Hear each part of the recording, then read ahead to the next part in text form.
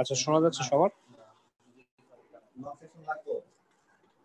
জি sir, শোনা যাচ্ছে। আচ্ছা, লাস্ট ক্লাসের ভিডিও কি দেয়া হয়নি?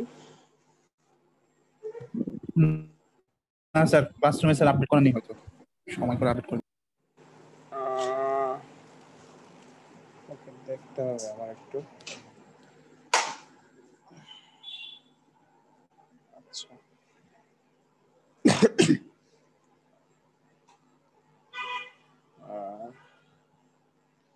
আচ্ছা, আমি একটা অ্যাসাইনমেন্ট মনে হয় দিয়েছিলাম তাই না লাস্ট ক্লাসে?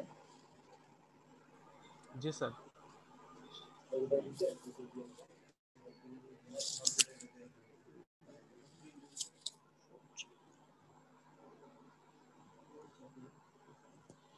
লাস্ট ক্লাসে একটা অ্যাসাইনমেন্ট দিয়েছিলাম, যেটা লাস্ট ডেট মনে হয় আগামী সপ্তাহে, তাই না?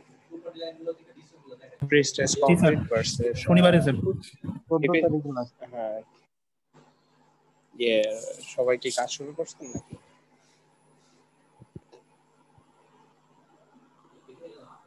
জি স্যার, মোটামুটি শুরু করছি স্যার। আচ্ছা, ঠিক আছে। আমরা গতদিনে অ্যালায়েবল স্ট্রেস নিয়ে একটু আলোচনা করতেছিলাম, ঠিক আছে? আজকে হচ্ছে আমরা আরেকটা টপিকে যাব, সেটা হচ্ছে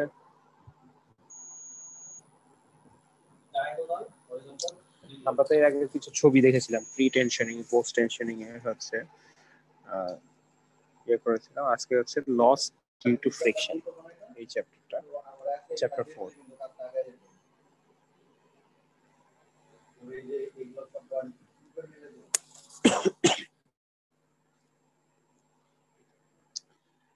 এখন আমরা যদি একটু চিন্তা করি যে প্রি স্ট্রেসিং যখন করা হয়, প্রি স্ট্রেসিং এর কারণে আমাদের হচ্ছে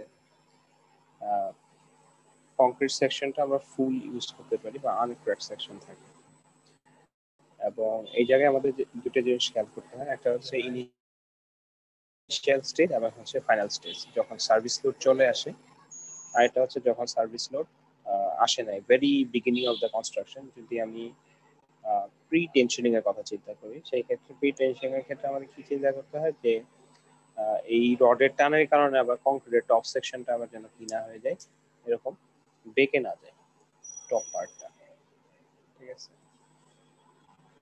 এখন আমাদের যে জিনিসটা হয় যে এই রড টানা বা আসলে কিভাবে ট্রান্সফার হয়, আমি যে ট্রান্সফার স্ট্রেস ট্রান্সফারের কথা চিন্তা করি, যে স্ট্রেসটা কিভাবে ট্রান্সফার হয়, স্ট্রেস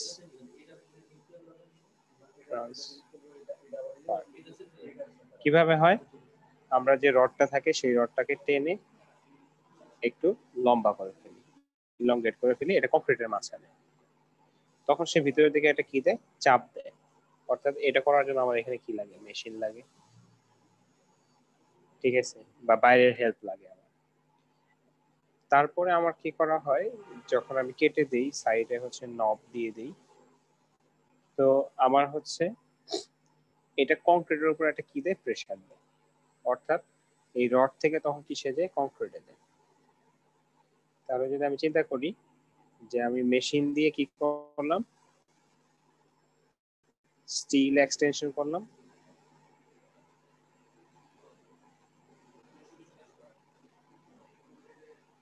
তারপর স্টিল অ্যাকশন করার পরে কেটে দেওয়ার পরে কি হয়, এই স্টিল থেকে আমার স্ট্রেস কোথায় যায়, stress is transferred to concrete. কিভাবে হতে পারে? এখানে বন্ডিং এর মাধ্যমে হতে পারে,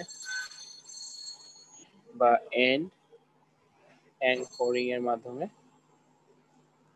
হতে পারে, ঠিক আছে? বন্ডিং অথবা এন্ড অ্যাঙ্করিং। শোনা যাচ্ছে তো সবার? জি স্যার। জি স্যার। তাহলে এই মেকানিজমটা আমরা সবাই বুঝছি। তো এই যে স্টিল থেকে যে স্ট্রেসটা কংক্রিটে যাবে, যাওয়ার সময় 100% যায় না, কিছু কি হয়, লস হয়। শুরুতে আমরা এটা হিসাব করে নিই। আমরা প্রথমে যে পারসেপ্টের মধ্যে তিনটা কনসেপ্ট আমরা প্রথমে first concept, second concept, third concept, এর মধ্যে আমরা এই জিনিসটা ইন্ট্রোডিউস করে নিই। এখন এই চ্যাপ্টারে হচ্ছে যে loss of prestress due to friction, অর্থাৎ ফ্রিকশনের কারণে প্রি-স্ট্রেসে কি পরিমাণ লস হয় এটা আমাদের কি করতে হবে, বের করতে হবে। তো এখানে আমরা হচ্ছে দুইটা stage, more stages to be checked for stress behaviour, এটা ফলোইং, এই দুইটা। অর্থাৎ আমি প্রি স্ট্রেসের কারণে আমার যে ফ্রিকশনের কারণে প্রি স্ট্রেসিং যখন আমরা দিব তখন ফ্রিকশনের কারণে আমার যে লসটা হবে সেই লসটা আমরা দুইটা স্টেজে হচ্ছে চেক করব। একটা হচ্ছে কি very initially, immediately following the transfer of the pre stress, অর্থাৎ সাথে সাথে আমি প্রি স্ট্রেসে দিলাম ইমিডিয়েটলি কি পরিমাণ লস হয়। আরেকটা হচ্ছে কি at service load. Service load মানে কি, এটা যখন শক্ত হয়ে যায় তারপরে হচ্ছে কি হয়ে যায়, এর উপরে আমরা কি করি, লোড চাপাই। অর্থাৎ একটা বিল্ডিং যখন বানানো হয় তখন স্ল্যাব ঢালার পর ওর উপরে জিনিসপত্র আমরা হচ্ছে জিনিসপত্র রেখে, ঠিক আছে, বা কনস্ট্রাকশন ম্যাটেরিয়াল রেখে আমরা তারপরে উপরে স্ল্যাবে যাই, তারপরে উপরে স্ল্যাবে যাই, অর্থাৎ লোড আসা শুরু করে দেয়। তো অ্যাট সার্ভিস লোডেও আমার হচ্ছে কি পরিমাণ লস হয় পকার, আর এটা লং টার্ম ধরে হতে থাকে। তো দুইটারই হচ্ছে স্যার আমাদের কি আছে। হ্যাঁ স্যার আমরা যদি প্রি টেনশন যদি হিসাব করি সেক্ষেত্রে কতদিন পরে লোডটা দেয়া যাবে কংক্রিটের উপরে, মানে প্রি স্ট্রেসটা স্যার মিনিমাম কতদিন পরে আমরা দিতে পারবো? আপনি কি মানে কংক্রিট প্রি টেনশনিং বোঝাচ্ছেন নাকি অন্য কিছু বোঝাচ্ছেন? প্রি টেনশনিং তো আপনার ঢালাইয়ের আগে আপনি হচ্ছে টান দেন। মানে জি স্যার, কিন্তু স্যার আমরা তো পরে তো টেন্ডন গুলা কেটে দিব, মানে তখন লিস্ট কতদিন পরে আমরা কাটতে পারবো এটা স্যার কোনো? এটা হচ্ছে ধরেন মনে করেন কংক্রিটের যে একটা স্ট্রেংথ গেইন হওয়ার যে বিষয় আছে, যে আমরা হচ্ছে 7 থেকে 28 দিন, ঠিক আছে, 28 দিনের জি স্যার। হচ্ছে যে স্ট্রেংথটা আছে নরমালি আমরা হচ্ছে যে 7 থেকে 28 দিনে, মানে 7 দিনে হচ্ছে একটা পার্সেন্টেজ অফ ধরেন মনে করেন 40% স্ট্রেংথ, 28 দিনে হতেছে যে আমাদের হচ্ছে 80% স্ট্রেংথ চলে আসে। তো এই জন্য আমরা দেখা যায় যে ইউজুয়ালি আমরা হচ্ছে 2 সপ্তাহ থেকে 3 সপ্তাহ 4 সপ্তাহ পরে আমরা হচ্ছে কেটে দিই। জি স্যার। বুঝতে পারছেন স্যার কথাটা? আরেকটা কোশ্চেন স্যার, যে বন্ড, জি স্যার বুঝতে পেরেছি স্যার। আরেকটা কোশ্চেন হ্যাঁ ছিল স্যার, যে বন্ডেড আর আনবন্ডেড প্রি স্ট্রেস যেটা স্যার, এটা আমাদের অ্যাসাইনমেন্ট দিছিলেন স্যার। এখানে বন্ডেড যদি আনবন্ডেড যদি হয় তাহলে কি স্যার এটা আনবন্ডেড এর ভেতরে প্রি টেনশন দেওয়া সম্ভব? হুম আপনি দুই মাথাতে কি দিলেন, আপনি টান দিয়ে দুই মাথাতে হচ্ছে নাট বোল্ট দিয়ে আপনি অ্যাঙ্করিং করে দিলেন, তাহলে কি টান দেওয়া সম্ভব না? সাইড দিয়ে প্রেসার দিবে না? জি স্যার। আপনি ধরেন মনে করেন এরকম যদি আমি চিন্তা করি, একটা হলো জিনিস আছে, কি আছে, হলো, এর ভিতরে একটা কি ঢুকাই দিলাম,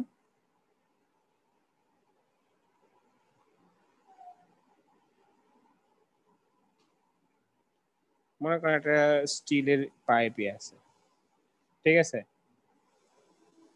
একতারা দেখছেন তো, একতারা জি স্যার। জি স্যার। জি স্যার। জি তারটা স্যার। কি টান হয়ে থাকে নাকি তারটা ঝুলে থাকে, মানে ঢিলা হয়ে থাকে? স্যার টান টান থাকে স্যার। টান টান টান থাকে।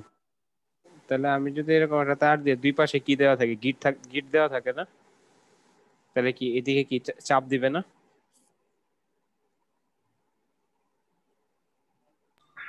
জি স্যার। জি স্যার। এখন আমার জিনিসটা যদি পুরাটাই যদি আমার কি থাকে, কংক্রিট থাকে, তাহলে তো পুরো জিনিসের উপরে চাপ আসবে না, এটা শুধু কি এন্ডে চাপ দিবে, ফাঁপানা তো। এটা পুরোটাই একটা কি সলিড জিনিস, ওর ভিতরে তো ছোট একটা আপনি কি হোল করে রাখছেন, তাহলে এটা কি পুরো কংক্রিটের উপরে চাপ দেবে না? এই যে প্লেট যদি আমি বড় করে দিয়ে দিই আমার সাইডে,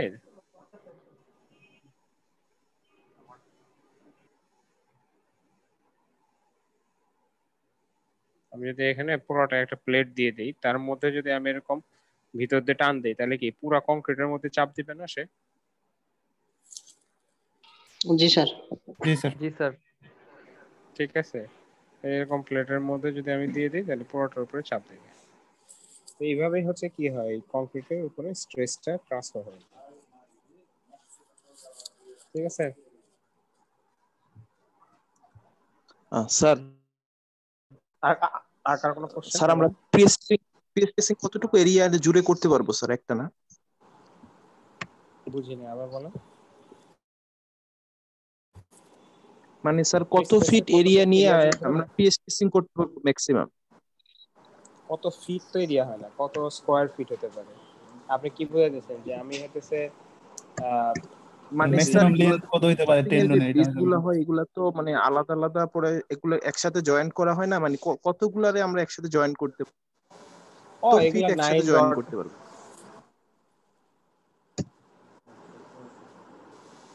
আমি আবার একটু ক্লিয়ার হই আপনার কোশ্চেনটা, তাহলে আচ্ছা আনসার দিতে শুনতে হবে। আপনি বুঝাতে চাচ্ছেন কি যে আমি এখানে কত পাচ্ছি, ধরেন মনে করেন স্পেন সাইজ সর্বোচ্চ কত নিতে পারবো? স্প্যান সাইজ সর্বোচ্চ আপনি হইতেছে ধরেন মনে করেন নরমালি আমাদের যে গার্ডার গুলো এখানে দেখেন, ঠিক আছে, এগুলো ধরেন মনে করেন 50 ফিট 60 ফিট, ঠিক আছে। অনেক বড় যখন আমরা স্প্যান নিতে যাই তখন হইতেছে এখানে দুইটা জিনিস আছে। আপনি প্রি স্ট্রেসিং যখন করবেন, ঠিক আছে, এখানে হচ্ছে কংক্রিট একটা ইস্যু, রডের স্ট্রেংথ একটা ইস্যু, কংক্রিটের আবার স্ট্রেংথ একটা ব্যাপার আছে, রড স্ট্রেংথ একটা ইস্যু, ঠিক আছে। আবার হচ্ছে আপনার ওয়ার্কেবিলিটি, ঠিক আছে। আপনি কাজ করবেন সেই একটা লম্বা যদি আপনি বানাতে চান, ঠিক আছে, প্রি স্ট্রেসিং বানাতে চান, মানে প্রি টেনশনিং, এটা পসিবল না, কারণ হ্যান্ডেলিং করা আমাদের জন্য ডিফিকাল্ট। অন সাইডে যদি পোস্ট টেনশনিং করেন, পোস্ট টেনশনিং এর ক্ষেত্রে আপনার হচ্ছে আপনি যখন পরবর্তীতে যখন কংক্রিট আসলে পোস্ট টেনশনিং এ কি হয়, পোস্ট টেনশনিং এ হচ্ছে আপনার হচ্ছে কংক্রিট বিমটা আমরা বানায় ফেলি, এরপরে হচ্ছে আমরা কি করি, তার মধ্যে দিয়ে তার পেছে তার হলো রেখে দিই, ওর ভিতরে তার করে দিই, পরে লাস্টে হচ্ছে গিয়ে কি এক্সটার্নাল জ্যাকেটিং প্রেসার করে। দেই। হ্যাঁ, এক্সটার্নাল প্রেসার দেয়। এখন আপনি একটা বিম যদি অনেক বড় বানাইতে যান, তাহলে কংক্রিটের কি পরিমাণ স্ট্রেস লাগবে বুঝতেছেন? তাহলে তো ক্র্যাক ধরে যাবে নিচে, তা না হলে নিচে কি হয়ে যাবে, ক্র্যাক পড়ে যাবে। তো আপনার এমনি আমাদের একটা কনভেনশন আছে যে বিল্ডিং ডিজাইনের ক্ষেত্রে যত ফিট লম্বা তত ইঞ্চি হইতেছে কি ডেপথ, এটা জানেন তো। স্প্যান যদি তিন ডেপথ করা লাগে। আমাদের কি হয়, এরকম একটা আমাদের যদি বিম থাকে, এই বিমের যদি স্প্যান যদি আমার হচ্ছে 15 ফিট হয়, তাহলে এর উপরে যে মানে সরি এই বিমটার নরমালি ডেপথ আমাদের কত দিয়ে শুরু করি ডিজাইন করা, 15 ইঞ্চি। এটা জানেন এই থাম্ব রুলটা? থাম্ব রুল এটা কোনো মানে বইয়ের কোনো রুল না, এটা হচ্ছে নরমালি আমরা যখন ডিজাইন করি তখন হচ্ছে কি এটা দিয়ে শুরু করি। এখন ধরেন আপনি যদি 100 ফিট বানান, তাহলে 100 ফিটের জন্য আমার কত ইঞ্চি লাগবে? 100 ইঞ্চি। 100 ইঞ্চি মানে কত কত ফিট ডেপথ লাগে বলেন তো?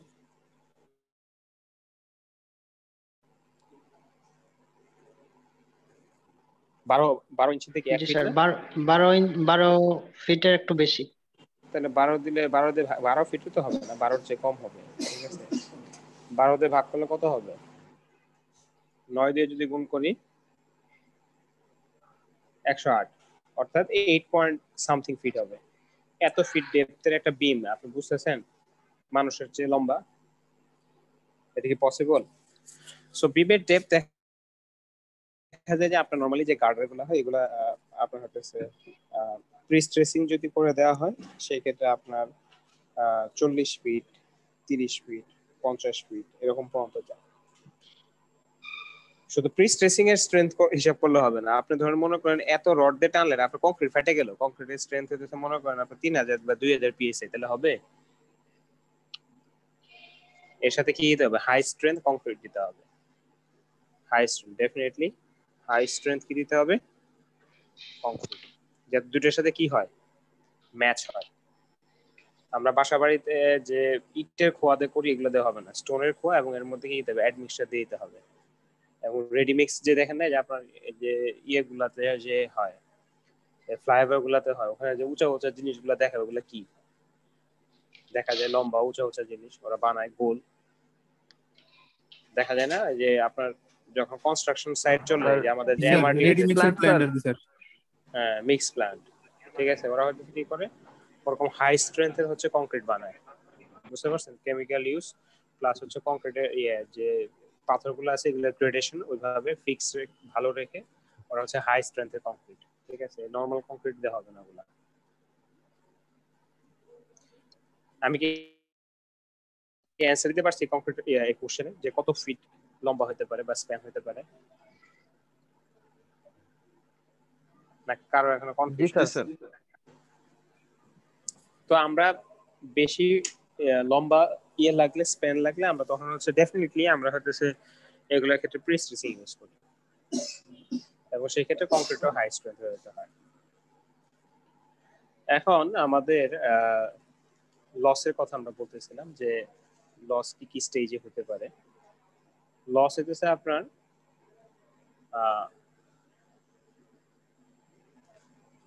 সার্ভিস লোড মানে হচ্ছে যে শুরুতে একটা লস হয় আর সার্ভিস লোডে কি ধরনের লস হয় দেখবেন যে একটা রাবারকে যদি আপনি টান দিয়ে ধরে রাখেন এর উপরে যদি কন্টিনিউয়াসলি যাওয়া আসা করা হয় মানে রাবারটা লম্বা এবং চিকন অর্থাৎ একটা বিমকে যখন আমি এরকম এর মধ্যে যখন আমি টেন্ডন দিব এর উপর যখন লোড যাবে বারবার তখন এটা আস্তে আস্তে কি হতে থাকবে ইলংগেট হতে থাকবে ফ্যাটিক হতে থাকবে বুঝতে পারছেন আস্তে আস্তে এটা লম্বা হয়ে যাবে লম্বা হয়ে যাবে কি হয়ে যাবে ছেড়ে দিবে একটু ঠিক আছে তো এর কারণে একটু কি হয়ে যায় স্ট্রেস লস বুঝতে পারছেন এট সার্ভিস একটা হচ্ছে কি ইনিশিয়ালি ট্রান্সফারের সময় আর একটা হচ্ছে ইন দা লং রান যখন হচ্ছে এর উপরে বাস্তব ক্ষেত্রে লোড চলে আসে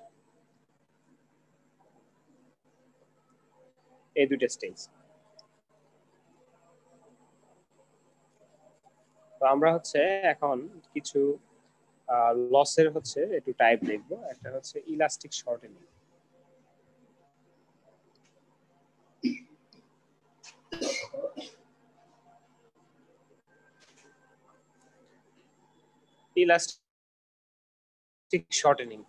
ইলাস্টিক শর্টেনিং বলতে কি বোঝায় ইলাস্টিক জিনিসটা আমরা বুঝি যে একটা রাবারকে যদি আমি কি করি টান দেই লম্বা হবে তাই না জি স্যার একটু লম্বা হবে লম্বা হওয়ার পরে যদি আবার কি করে দিই ছেড়ে দেই তাহলে আবার কি হয়ে যাবে সে মোটামুটি আগের পজিশনে যাওয়ার চেষ্টা করবে একইভাবে আমাদের যে রড যেটা আমরা ইউজ করি রড গুলো এগুলো কি থাকে ডাক্টিলিটি থাকে ঠিক আছে রডে কি থাকে ডাক্টিলিটি ডাক্টাইল ম্যাটেরিয়াল তো ডাক্টিলিটি হলে কি হয় আমরা যদি রডকে টেনে আবার কি করি ছেড়ে দিই সে কিছু লেভেল পর্যন্ত ইল্ডিং এর আগ পর্যন্ত সে কি হয়ে যায় আগের অবস্থায় ফিরে যায় অর্থাৎ আমি একটা রডকে যদি টানি টানে যদি লম্বা করি আবার ছেড়ে দিলে কি হয়ে যায় ইমিডিয়েটলি আগের অবস্থায় ফিরে আসে বা ওর চেয়ে একটু বেশি ইলংগেটেড অবস্থায় আসে কিন্তু অ্যাটলিস্ট ফিরে আসে তো এটাও হচ্ছে যে আপনার হতেছে ইলাস্টিক শর্টেনিং অফ কংক্রিট বলতে কি বলতেছি যে আপনার হতেছে প্রিস্ট্রেস যখন আমরা ট্রান্সফার করতেছি তখন কি হয় কংক্রিটের উপরে আমার কি হয়ে যায় যে আমি যে এই কংক্রিট যেটা ধরতেছি এই কংক্রিটে কিছুটা কি হয়ে যায় চাপে যায় না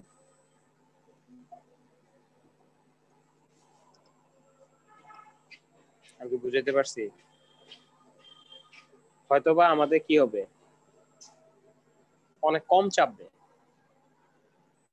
আমি বুঝে যাচ্ছি একটা বিম যদি এরকম বিম থাকতো এর উপরে আপনি যদি কি দেন তাহলে এটা এই জায়গায় না থেকে কি হয়ে যাবে একটু সরে যাবে না একটু খাটো হবে না জি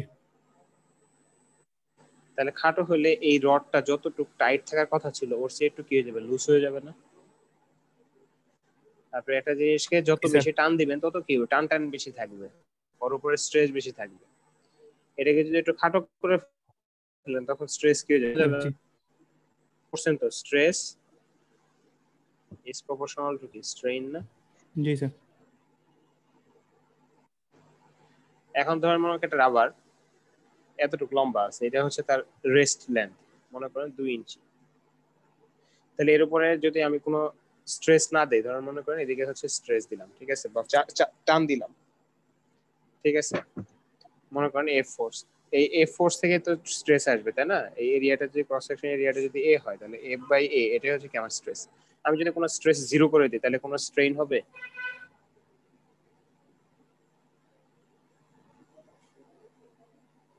স্ট্রেন বুঝেন তো? না স্যার, স্ট্রেস হবে না স্যার। স্ট্রেন মানে হচ্ছে আপনার হচ্ছে এটা যে লম্বা হয়, ঠিক আছে, delta L by L, delta L by L মানে যতটুকু লম্বা হয়েছে ডিভাইড বাই কি পার ইউনিট লেন্থে কতটুকু লম্বা হয়েছে, বুঝতে পারছেন? জি স্যার। পার ইউনিট লেন্থে কতটুকু লম্বা হয়েছে। অর্থাৎ এটা যদি টানার পরে মনে করুন 0.25 ইঞ্চি যদি লম্বা হয়, তাহলে 0.25 ইঞ্চি ডিভাইড বাই কত, 2 ইঞ্চি, বুঝতে পারছেন? এর আগের লেন্থ কত, 2 ইঞ্চি ইনিশিয়ালি কোনো লোড না দিলে। তাহলে আমি যেটা বলেছি, স্ট্রেইন যদি জিরো হয় কোনো স্ট্রেস থাকবে? না স্যার।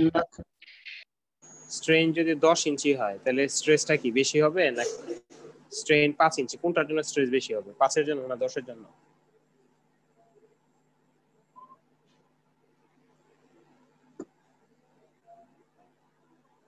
স্যার অবশ্যই 10-এর জন্য বেশি হবে স্যার। 10 এর জন্য বেশি, 5 এর জন্য কি হবে, কম। তাহলে আমার যদি একটা জিনিস 5 ইঞ্চি 10 ইঞ্চি লম্বা থাকে, ওটা যদি খাটো করে আমি 5 ইঞ্চি দিয়ে দিই, তাহলে এটা কি স্ট্রেইন কমে যাবে না? জি জি তাহলে স্যার। স্ট্রেস আগে যা ছিল তার চেয়ে কি হয়ে যাবে, কমে যাবে না? জি স্যার। তো এটাই এটা, যে কংক্রিটটা যখন আমার কি হয়ে যায়, একটু খাটো হয়ে যায়, কংক্রিটটা যখন কি হয়ে যায়, একটু ছোট হয়ে যায়, খাটো হয়ে যায়, কিসের জন্য, চাপের কারণে, তখন কি হয়ে যায়, কিছু লস হয়ে যায়। তো আমরা কি জানি, যে সূত্রটা জানি আমরা হচ্ছে কি, স্ট্রেস ইজ প্রপোর্শনাল টু কি, স্ট্রেইন। তো এটাকে যে আমি বলি যে আপনার হচ্ছে এফসি কে যদি স্ট্রেস বলেন, স্ট্রেস ইজ প্রপোর্শনাল টু ডেল্টাকে যদি আপনি কি বলেন, স্ট্রেইন, তাহলে এটা হচ্ছে কি স্ট্রেস, এটা হচ্ছে কি আপনার স্ট্রেইন। আমরা কি জানি, প্রপোর্শনালিটি কনস্ট্যান্ট একটা থাকে না, মডুলাস অফ ইলাস্টিসিটি, যে ইসি। আপনি যদি এফসি সমান কি লেখা যায়, তখন ইসি টাইমস ডেল্টা। এখন তাহলে ডেল্টা সমান কি লেখা যাবে, এফসি ডিভাইড বাই কত, ইসি। এটাই এখানে লিখছে। স্ট্রেসটা মানে কি আপনার কতটুকু, মানে স্ট্রেইনটা মানে কি কতটুকু আপনার হতেছে কি হলো, ইউনিট শর্টেনিং। ইউনিট শর্টেনিং মানে কি আপনার ধরেন ডেল্টা এল বাই এল যদি আপনি চিন্তা করেন, এল এর মান যদি 1 হয়, তাহলে এটা হচ্ছে কত, ডেল্টা এল। এই ডেল্টা এলটাকে ওরা লিখতেছে হচ্ছে এই ডেল দিয়ে, বুঝতে পারছি?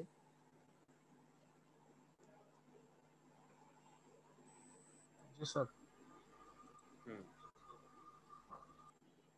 এখন এই স্ট্রেসকে আমরা কি বলতে পারি, force divide by area.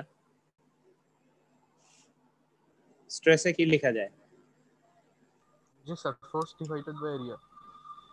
Force divide by area. তাহলে দেখেন আপনি এটা মিলে কিনা। তাহলে স্ট্রেইন ইকুয়াল টু কি, force divide by area into হচ্ছে মডুলাস অফ ইলাস্টিসিটি, এই যে আগের যে ফর্মুলা, ঠিক আছে? এখন আমরা যদি এই পার্টে আসি, যে আমার তো হচ্ছে কি আপনার, এটা তো হচ্ছে স্ট্রেইন, কিন্তু শর্টেনিংটা এখনো হয় নাই। তাহলে আমার হতেছে এই এই চ্যাপ্টারটা আমরা কিসে পড়তেছি, লস অফ প্রি স্ট্রেস, ঠিক আছে, ডিউ টু কি ফ্রিকশন বা অন্যান্য আরো যে রিজন টিজেন আছে, যে লস অফ প্রি স্ট্রেস। আমার এই চ্যাপ্টারটা হচ্ছে কি লস অফ প্রি স্ট্রেস। তাহলে আমাদের এখানে কনসেপ্টটা হচ্ছে কি, যে জিনিসটা যদি একটু খাটো হয়, যেহেতু স্ট্রেস এবং স্ট্রেইন কি প্রপোর্শনাল, তাহলে যদি লম্বা যদি শুরুতে 10 ইঞ্চি থাকতো, বা 10 ইঞ্চি টান দিয়ে লম্বা করে যদি রাখতাম, এটা যদি চেপে 8 ইঞ্চি হয়ে যায়, তাহলে এই স্ট্রেস লসটা কিসের জন্য হবে, এই স্ট্রেইনের কারণে হবে, বা এতটুকু শর্টেনিং এর কারণে হবে। তাহলে আমি ইলাস্টিক শর্টেনিং যেটা বলতেছি, এই যে এখানে যেটা, এটাকে বলা হচ্ছে ইলাস্টিক শর্টেনিংটা কি বলতেছি আমরা, যে লস অফ স্ট্রেস। কিসের লস অফ স্ট্রেস, স্টিলের loss of stress. Change in stress of steel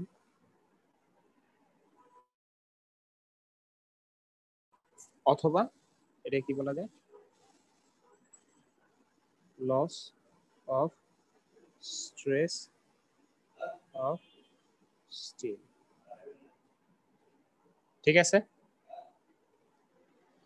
তাহলে এখানে খেয়াল করেন যে এখানে কি ছিল এটা খেয়াল করেন এটা পুরোটা কি সেজন্য করছে আমরা কংক্রিটের জন্য এটা কি লিখছে ফর্মুলাটা কংক্রিটের জন্য দেখেন কংক্রিটের জন্য কি কংক্রিটের জন্য এটা কংক্রিটের হচ্ছে কি strain equal to কি কংক্রিটের স্ট্রেস ডিভাইড বাই কি কংক্রিটের মডুলাস অফ ইলাস্টিসিটি এটা কিন্তু কংক্রিটের এই এরিয়াটা তাহলে কি কংক্রিটের ফোর্স ডিভাইড বাই হচ্ছে কি কংক্রিট এরিয়া সব কিন্তু কংক্রিট তারপরে হচ্ছে কি কংক্রিটের মডুলাস অফ ইলাস্টিসিটি এখন আপনার আমরা ইলাস্টিক শর্টেনিং বলতেছি কাকে ইলাস্টিক শর্টেনিং হচ্ছে কি যে আমার স্টিল যতটুকু খাটো হয় প্রথমে কে স্টিলের কি হয় স্ট্রেস কমে যায় আপনি এইভাবে চিন্তা করতে পারেন স্টিল কি হলো কংক্রিট কি হলো স্টিল চাপ দিল স্টিল কি দিল প্রেসার স্টিলের প্রেসার কিন্তু কি কংক্রিট শর্টেনিং হলো কংক্রিট শর্টেনিং হলে কি হবে স্টিল শর্টেনিং হবে না কতটুকু শর্টেনিং হবে কংক্রিটের শর্টেনিং ইকুয়াল টু কি স্টিলের শর্টেনিং অর্থাৎ কংক্রিটটা যদি আমার হইতেছে কত এরকম আগে ছিল হচ্ছে মনে করেন 9 ফিট এখন যদি কি হয় চাপ দেওয়ার পরে যদি আমার কি হয় 8 ফিট 11 ইঞ্চি হয় 8 ফিট 11 ইঞ্চি হয় তাহলে কতটুকু শর্টেনিং হয়েছে 1 ইঞ্চি না জি স্যার তাহলে এটা কংক্রিট যদি 1 ইঞ্চি খাটো হয় স্টিল কত ইঞ্চি খাটো হবে 1 ইঞ্চি 1 ইঞ্চি তাহলে দুইটা কি সমান হবে না বুঝতে পারছি বিষয়টা দুইটা কি হবে সমান হবে দুইটা সমান খাটো হবে ঠিক আছে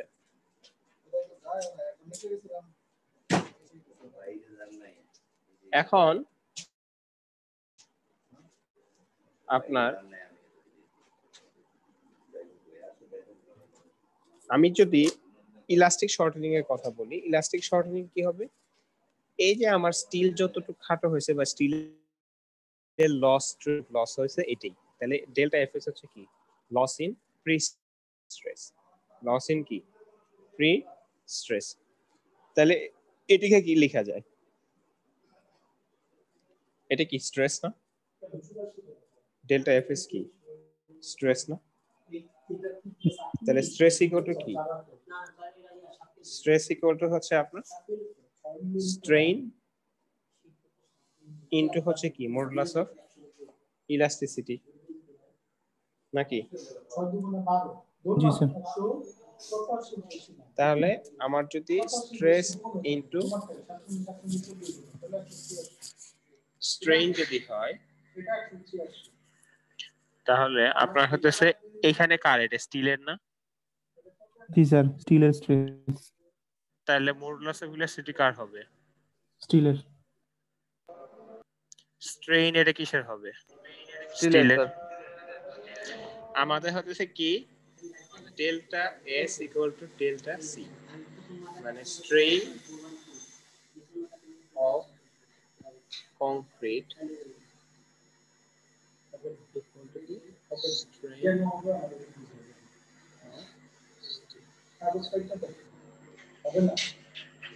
ঠিক আছে অর্থাৎ স্টিলের আমার যতটুকু স্ট্রেইন হবে কংক্রিটের স্ট্রেইন হচ্ছে সেম তাহলে আমার কি এই যে কংক্রিটের যে স্ট্রেইনের যে ফর্মুলাটা আমরা এখান থেকে নিয়ে আসলাম তাহলে এখানে কি করে দেওয়া যায় সাবস্টিটিউট করে দেওয়া যায় না এই পার্ট কোথা থেকে আসছে এই পাশে আছে স্যার কংক্রিট থেকে এই যে উপরে থেকে এখন আমরা হচ্ছে এই n equal to ES divide by EC আপনারা আরসিসি কোর্সে পড়ছেন না মডুলার রেশিও জি স্যার হ্যাঁ তাহলে এই n লেখা হয়েছে n ইকুয়াল এটুকুরে যদি আমি এই পোরশনটাকে এই পোর্শনটাকে ইএস বাই ইসি কে যদি আমি এন লিখে ফেলি তাহলে বাকি কি থাকে আমার? Sir F not by AC. তাহলে এফ নট বাই এসি টা আমি এটা থাকলো, আর বাকি ইএস বাই ইসি কে আমি কি লিখলাম? এন। ঠিক আছে, তাহলে n into F not divide by কি? এসি। বুঝছেন ফর্মুলা? জি স্যার। আচ্ছা, এখন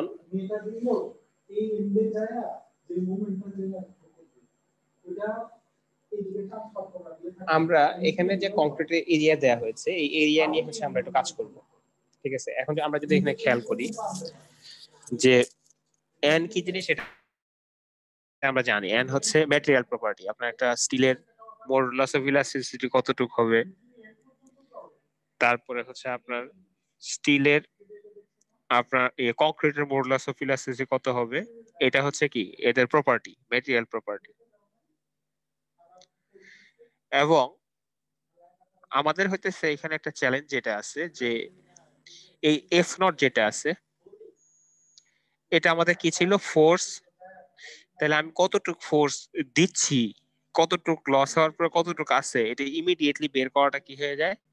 মুশকিল হয়ে যায়। এই জন্যই বলছে the value of F not being the free stress after transfer may not be known exactly.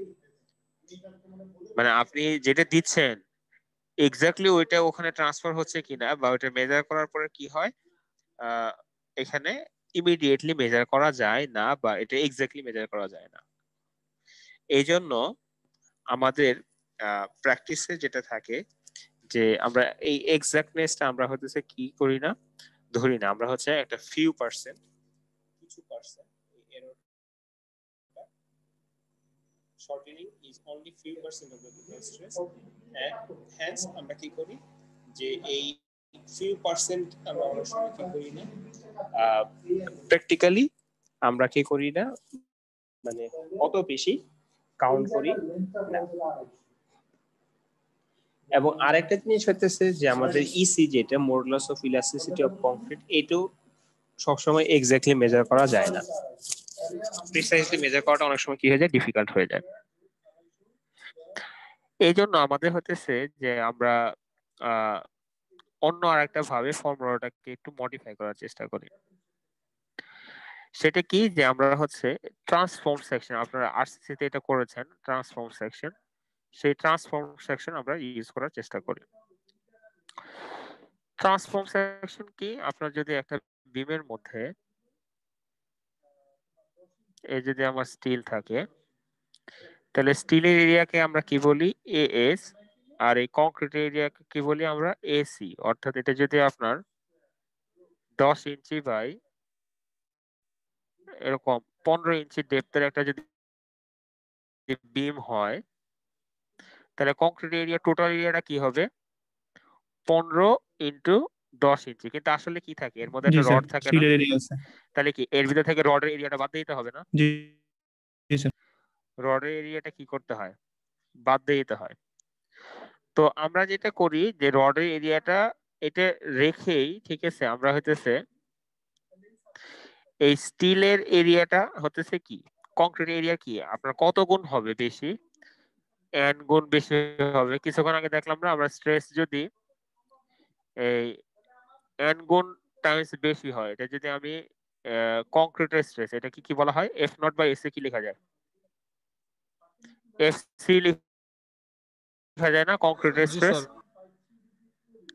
তাহলে স্ট্রেসটা কি n টাইমস, তাহলে এটাও কি হবে?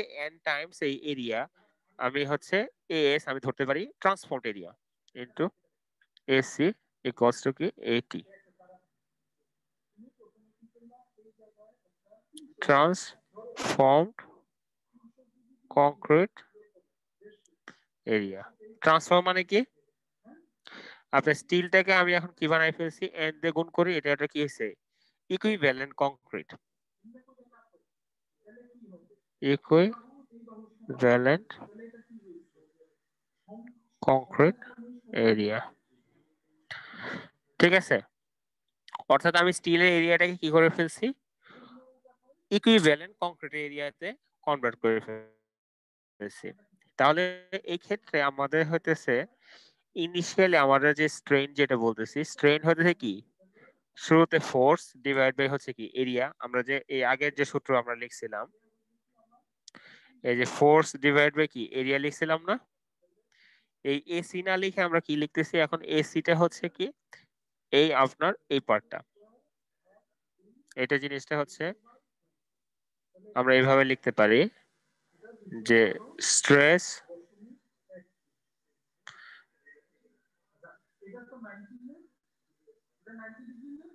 ইকুয়ালস টু আপনার হচ্ছে কি modulus of elasticity into strain, তাই না? তাহলে স্ট্রেন সমান কি লেখা যায়, স্ট্রেস ডিভাইড বাই কত ইসি, তাই না? তাহলে স্ট্রেস মানে কি ফোর্স ডিভাইড বাই কি এরিয়া ইনটু কি ইসি। তাহলে এই এরিয়ার জায়গায় আমরা কি বসায় দিছি, এই এই এরিয়া ইনটু ইসি হচ্ছে আমরা এই ট্রান্সফর্ম এরিয়াতে দিয়ে দিয়েছি। তাহলে কি হবে, কংক্রিটের এরিয়ার জন্য কি কংক্রিটের এরিয়া ইনটু কি কংক্রিটের মডুলাস অফ ইলাস্টিসিটি, স্টিলের জন্য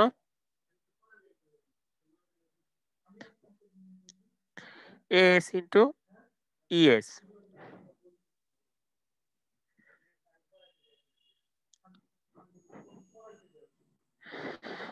তাহলে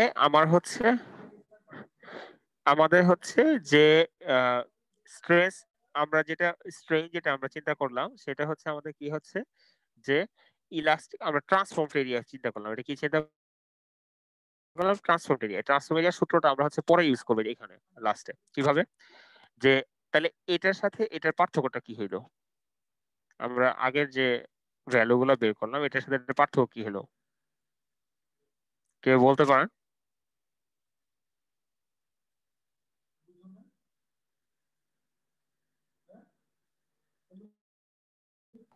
স্যার আগেরটা তো স্টিলের জন্য ছিল।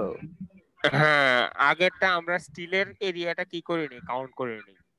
আগে কি করি নাই, স্টিলের এরিয়া কাউন্ট করি নাই। এখানে কি করছি, কংক্রিটে পুরোটা ধরছি। আপনার এখানে যে স্টিল থাকে, স্টিল না ধরে আমরা কি করছি, পুরোটাই কি চিন্তা করছি কংক্রিট। আর এখানে যেটা করা হয়েছে, এখানে স্টিল এবং কংক্রিটকে কি করা হয়েছে আলাদাভাবে কনসিডার করা হয়েছে। এই পার্টটা কিসে থেকে আসছে, স্টিল, আর এই পার্টটা কিসে থেকে আসছে, কংক্রিট।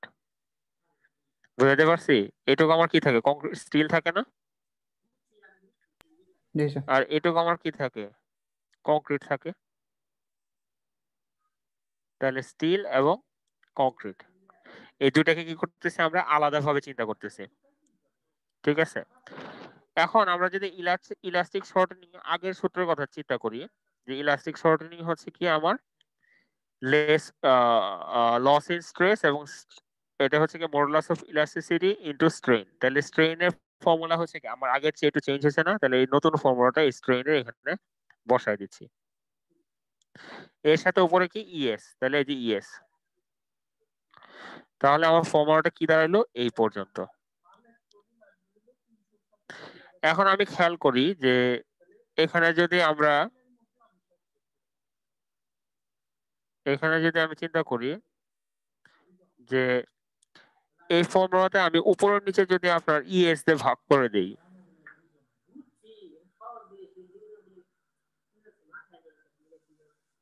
এটা ধরেন মনে করেন উপরের নিচে যদি আমি ইএস দিয়ে ভাগ করে দিই, তাহলে কি অবস্থাটা হবে, উপরের নিচে ইএস দিয়ে ভাগ করে দিলে এই ইএস কি কাটা, এফআই ডিভাইডেড বাই এই ইএস কি কাটা, আর এখানে কি হবে এসি ইনটু কি হবে আপনার ইসি ডিভাইড বাই কত হবে ইএস, জি স্যার প্লাস তারপর হচ্ছে প্লাস কত এস, আর উপরে কি হবে এফআই। এটাকে কি লেখা যায় 1/n, এটা কি লেখা যায় 1/n লেখা যায় না? আমরা এটাকে আরো সহজ করতে চাইলে এইভাবে লিখতে পারি, আমি যদি ভাগই দেই ইসি দিয়ে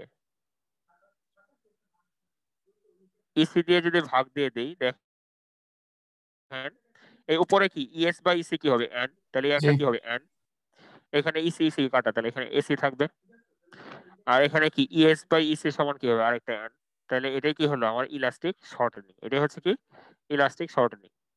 এখন দেখেন আমি এই যে এসি প্লাস এ এন এই ফর্মুলাটাকে আমি কি বলতে পারি, ট্রান্সফর্মড এরিয়া না, এই যে এখানে যে লিখেছিলাম, তাহলে এটা কি লেখা যায় এটি ট্রান্সফর্ম এরিয়া। ট্রান্সফর্মড এরিয়া মানে কি আমি স্টিলটাকে কংক্রিটে হচ্ছে রূপান্তর করে নিচ্ছে। আপনাদের হচ্ছে আরসিসি তে আপনাদের স্যাররা এরকম পড়ানোর কথা, ঠিক আছে, স্টিলকে যে কংক্রিটে রূপান্তর করার পরে এই যে এরকম যদি শুরুতে থাকে এরকম তো থাকে কি এখানে এই জিনিসটা থাকে হচ্ছে কি আমাদের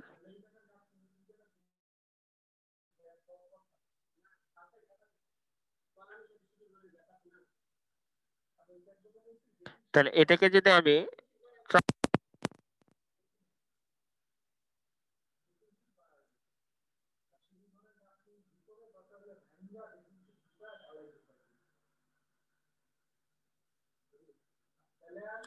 শুনতে পাচ্ছেন?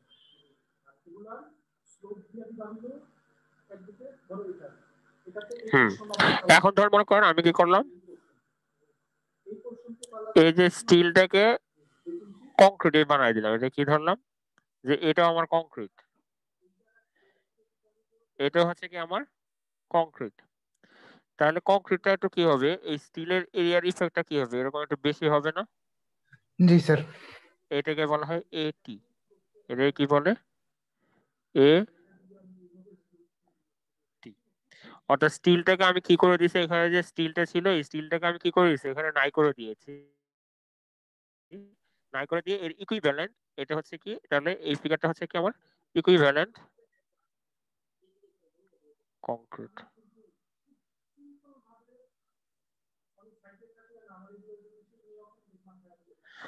ঠিক আছে, তো এটা হচ্ছে আমাদের কি ইকুইভ্যালেন্ট কংক্রিট এরিয়া। ক্লিয়ার?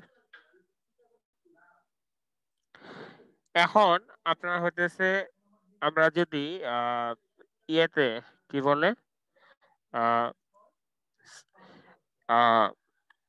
স্টিলের স্ট্রেস আমরা হচ্ছে গত চ্যাপ্টারে যে ফার্স্ট কনসেপ্ট আমরা ইয়ে করেছিলাম,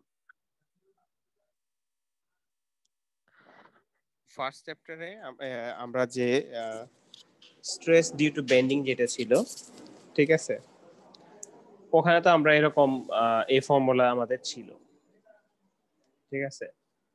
আমরা যদি এখন কংক্রিটের গ্রস সেকশন আমরা চিন্তা করি, যে stress in concrete at the level of steel due to prestressing force,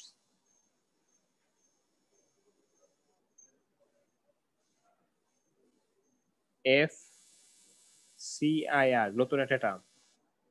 এটা কিসের স্ট্রেস? Stress in concrete. কোথায় কোথায় স্ট্রেস? Concrete level. আপনাদের যে ম্যাথ গুলা করিয়েছিলাম এখানে আমরা কোথায় কোন কোন লেভেলে বের করছি, আমাদের ম্যাথে ছিল কি যে প্রি স্ট্রেসিং থাকলে আমরা টপে করেছি স্ট্রেস বের করে, আর কোথায় করছি বটমে। জি আমি যদি প্রি স্ট্রেসিং এর লেভেলে মানে এখানে যে প্রি স্ট্রেস করেছি এই জায়গায় যদি কংক্রিটের স্ট্রেসটা কত যদি বের করতে চাই, তাহলে আমার ডেপটা কি বসাইতে হবে? এটা বসাইতে হবে না, ই বসাইতে হবে না?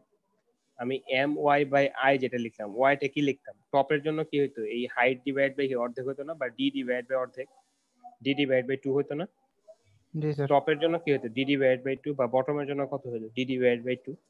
তাহলে আমি যদি এই স্টিলের লেভেলে বের করতে চাই তাহলে ওয়াই এর ভ্যালুটা আমার তখন কত বসাইতে হবে? ই বসাইতে হবে না?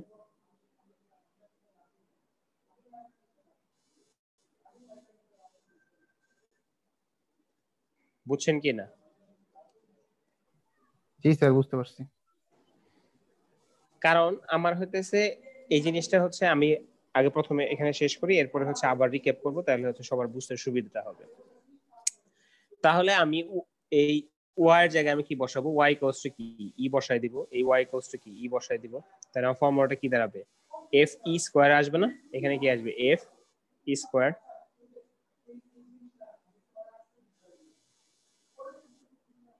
এরপরে কি ওয়াই, এখানে যদি আমি ই বসাই দিই তাহলে কি হবে? এম ই জি এটা হচ্ছে নতুন ওরা লিখছে আর কি, এটাও এম, ঠিক আছে, M divide by M E divide by I. তাহলে এটাকে ওরা কি বলতেছে, এফসিআই এর মানে তাহলে হচ্ছে কি এটা স্পেশালি স্টিল যেখানে আছে ওখানে কংক্রিটের স্ট্রেস কত, এভাবে বলতে পারি না আমরা, প্রি স্ট্রেসিং স্টিল যেখানে আছে ওই লেভেলে আমার কংক্রিটের, এই যে এইখানে স্টিল আছে তাহলে এই লেভেলে আমার কংক্রিটের স্ট্রেস কত, এটা না এফসিআই এর। জি স্যার। স্যার ই স্কয়ার হলো কেন? হ্যাঁ এই যে দেখেন না এফ ই ওয়াই, না এখানে কি ছিল এফ ই ওয়াই, ও আচ্ছা ওয়াই এর আচ্ছা, মান যদি ই জি বসে স্যার। তাহলে এফ ই ইনটু কি ই, না তাহলে আপনি এফ ই স্কয়ার হয়ে যাবে জি না? স্যার, বুঝতে পারছি।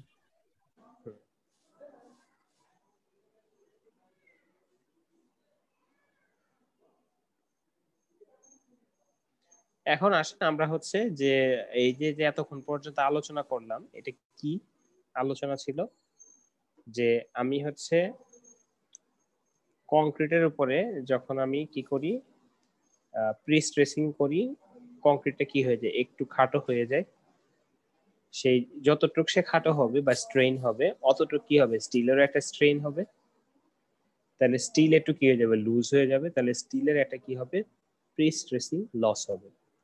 বুঝতে পারছি আমি? আর একটা জিনিস হচ্ছে যে প্রি স্ট্রেসিং যখন আমরা ট্রান্সফার করি অ্যাট ট্রান্সফার, যে আমি যখন 100 মেশিন থেকে দিচ্ছি সে কংক্রিটের মধ্যে 100 ইয়ে করতে পারে না, 100 কি করতে পারে না প্রোভাইড করতে পারে না, এই জন্য আমরা কি একটা ফিউ পার্সেন্টেজ লস ধরে নিই। এর জন্য এখানে যদি আমরা খেয়াল করি যে আমাদের হচ্ছে ইনিশিয়ালি যে স্ট্রেসটা হয় বা এফ নট সেটা হচ্ছে অ্যাপ্লাইড এর চেয়ে 90%, অর্থাৎ 10% লস আমরা কি ধরে নিই ইনিশিয়ালি ধরেই নিই, অর্থাৎ আপনার মেশিন থেকে যেটা ট্রান্সফার করা হয়েছে এর কত ধরা হয় 90% হচ্ছে কি ট্রান্সফার হচ্ছে, বাকি 10% কি হয়ে যাচ্ছে লস হয়ে যাচ্ছে। এটা কিসের জন্য? মেশিন থেকে স্টিলে লস করার জন্য। এরপরে আপনার যখন স্টিলে হয়ে গেল 0.9 বা 90% যখন আমার কি হয়ে গেছে ট্রান্সফার হয়ে গেছে, এই 90% অ্যাপ্লাই হওয়ার পরে আমার কি হয়ে যাবে কংক্রিটটা কি হয়ে যাবে খাটো হয়ে যাবে না, ইলাস্টিক শর্টেনিং হবে না। তো ইলাস্টিক শর্টিং এর কারণে আমার কতটুকু লস হবে সেটা বের করার জন্য আমি কি করি যে আমাদের হচ্ছে এই ইলাস্টিক শর্টেনিং এর যে ফর্মুলা আছে ইলাস্টিক শর্টেনিং এর ফর্মুলাটা ইউজ করি। তো ইলাস্টিক শর্টেনিং হচ্ছে কি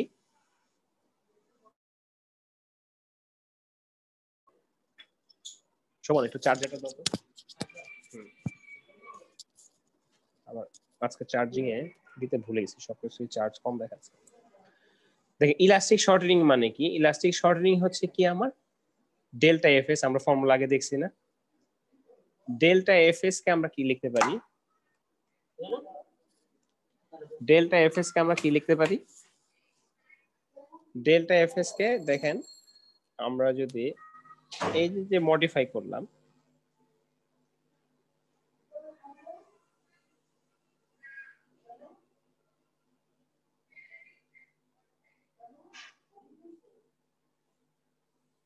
আমরা কি লিখতে পারি, এটা লিখতে পারি না, তাহলে ই এস ইকুয়াল টু কি লেখা যায় N into F I divide by AT, F I divide by AT মানে কি, এটাও তো হচ্ছে কি আপনার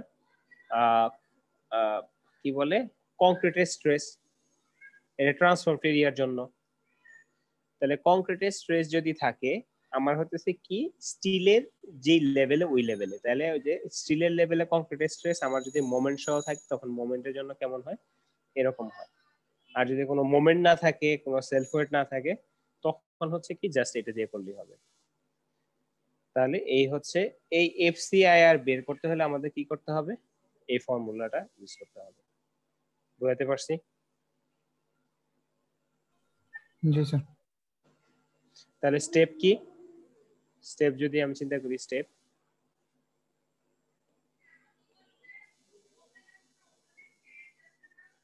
তাহলে আমি যেটা অ্যাপ্লাই করলাম প্রি স্ট্রেস থ্রু কি ডিভাইস,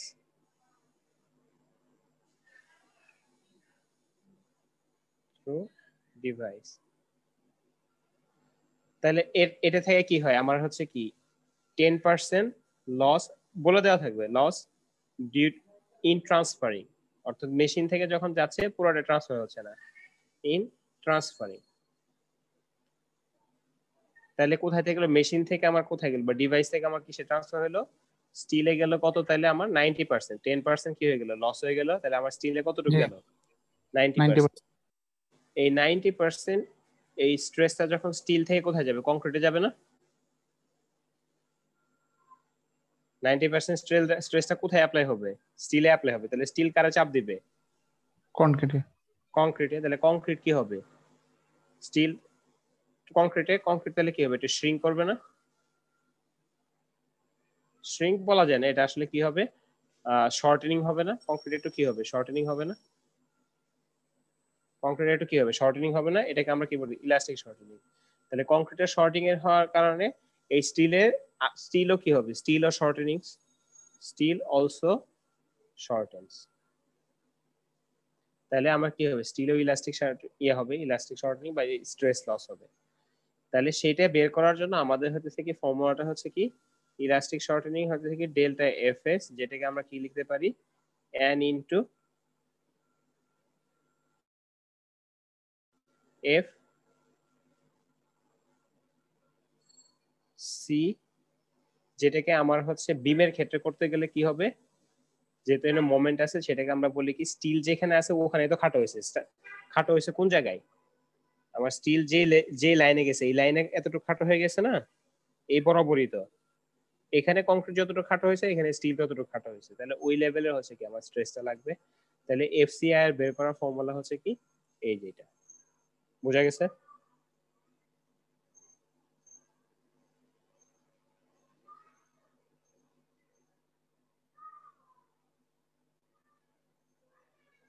আপনারা কি চলে গেলেন নাকি? না স্যার, আছি স্যার। আছি স্যার। সবাই একটু রিনেম করেন আপনাদের। এই যে দীপক পল, আইডি প্রথমে লিখেন, দেখেন অন্যরা কেমনে লিখছে। ঠিক আছে, আইডি লিখেন প্রথমে, তাহলে আমার অ্যাটেন্ডেন্স দিতে সমস্যা হয়। শুরুতে কি লিখেন? আইডি, পরে লিখবেন হচ্ছে নাম। Okay sir. ইশরাক, আপনাকেও হচ্ছে শুরুতে হচ্ছে কি লিখবেন? আইডি, পরে হচ্ছে নাম, স্যার করে দিচ্ছি স্যার। একটা স্পেস দিয়ে। আর কিছু শোনা যায় না, কথা বেজে বেজে। আপনার কথা তো বেজে বেজে আসতেছে।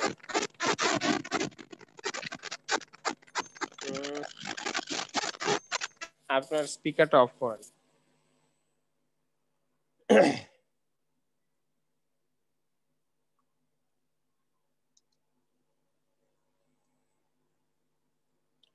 আচ্ছা,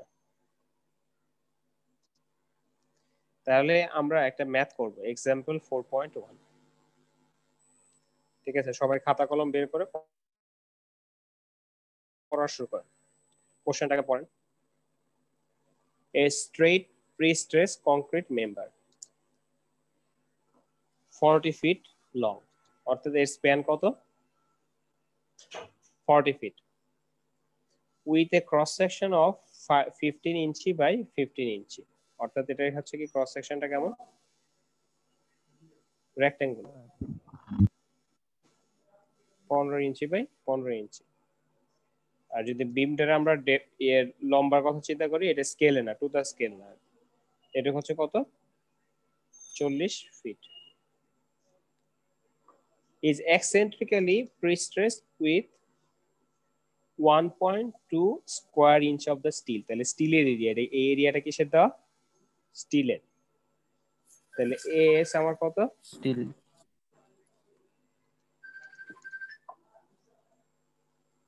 স্টিল এরিয়া হচ্ছে কত আমার? 1.2 square inch sir. 1.2 inch square.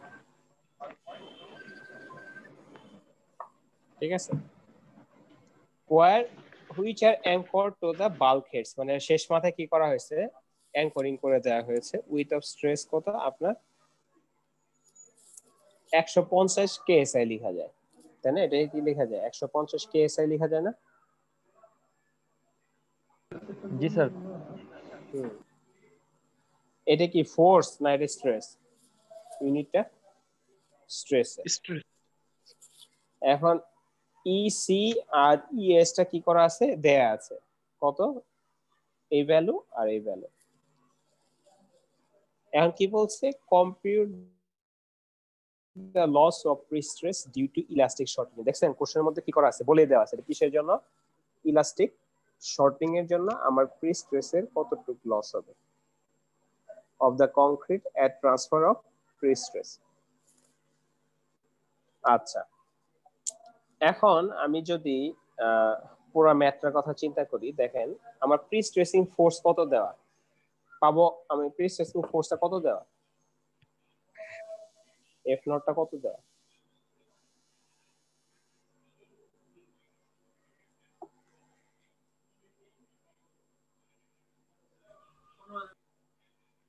আপনারা আগে স্যার, এফ নট লিখতেন না 150 এফ KSI লিখতেন? 150 কেএসআই কি এটা ফোর্স না স্ট্রেস? সেটা স্ট্রেস লেখা। স্ট্রেস। তাহলে আমি ফোর্স কেমন বের করব, স্ট্রেস থেকে যদি ফোর্স বের করতে চাই কেমন বের করব? 150 কেএসআই ইনটু 1.2 স্কয়ার ইঞ্চ। হ্যাঁ, স্টিলের এরিয়া কেন ইউজ করলাম, কংক্রিট এরিয়া দিলাম না কেন? স্যার আমার তো স্টিলটাই তো আমার স্ট্রেস দিচ্ছে। কারণ হতেছে এখানে এই যে যে স্ট্রেস দেওয়া আছে এটা কিসের স্ট্রেস, এটা কংক্রিটের স্ট্রেস না স্টিলের স্ট্রেস? স্যার এটা স্টিলের। স্টিল কে টানা হয়েছে, তাহলে স্টিলের উপর এতটুকু লম্বা হয়েছে বা স্টিলের উপর এতটুকু স্ট্রেস করছে, তাহলে এই জন্য আমার কার এরিয়া ইউজ করতে হবে, স্টিলের এরিয়া। স্টিলের। এই জন্য এটা কিসের, স্টিল এরিয়া। তাহলে ইনিশিয়ালি আমার হচ্ছে কতটুকু স্ট্রেস গেল, এত ইনটু 1.2, তাহলে এটা থেকে কি পাউন্ড, তাহলে কি লিখে যায় 18 কি লিখ বলতে পারেন, বা 180,000 হচ্ছে পাউন্ড, যে লিখেন ইউনিট টিপে রাখেন অথবা পাউন্ডে রাখেন। এখন আমি যদি এর কথা চিন্তা করি যে এখানে বেন্ডিং আমরা হতেছে এখানে কি লোডিং এর কথা এখানে কোনো দেয়া আছে, এখানে কোনো লোডিং দেওয়া আছে দেখেন তো এই কোশ্চেনে? না স্যার। এই কোশ্চেনে এখনো কোনো লোডিং এর কথা দেয়া নাই। সো আমরা হচ্ছে ওই যে মোমেন্টামের যে ব্যাপার স্যাপার ছিল, এই এটার যে মোমেন্ট এটা আসবে না স্যার। না স্যার, উপরে তো কোনো লোডিং নেই স্যার, মোমেন্ট আসবে না। আর এখানে কোনো এক্সেন্ট্রিসিটি দেওয়া আছে দেখেন তো,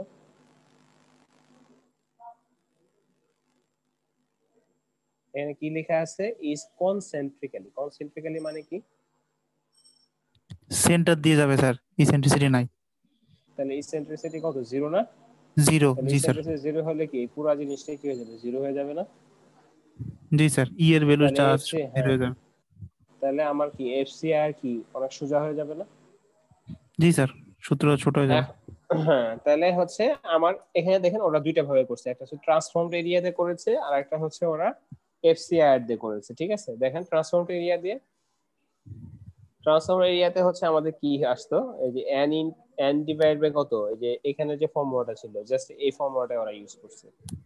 ঠিক আছে, জাস্ট এই যে এখানে যে ফর্মুলাটা ছিল ES into FI divide by AC into EC plus AS into ES, এই ফর্মুলাটাই ওরা এখানে ইউজ করেছে।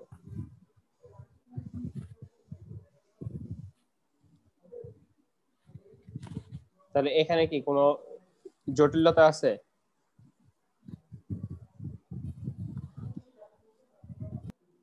এখানে হচ্ছে খেয়াল করার বিষয়, যখন ট্রান্সফর্মড এরিয়া, তাহলে আমি কি করতেছি, স্টিল এবং কংক্রিটকে দুটাকে আমি একটা এরিয়াতে নিচ্ছি, তখন হচ্ছে আমার এফআই টা ডিরেক্টলি ইউজ করা হয়েছে, এফআই টা কি ডিরেক্টলি।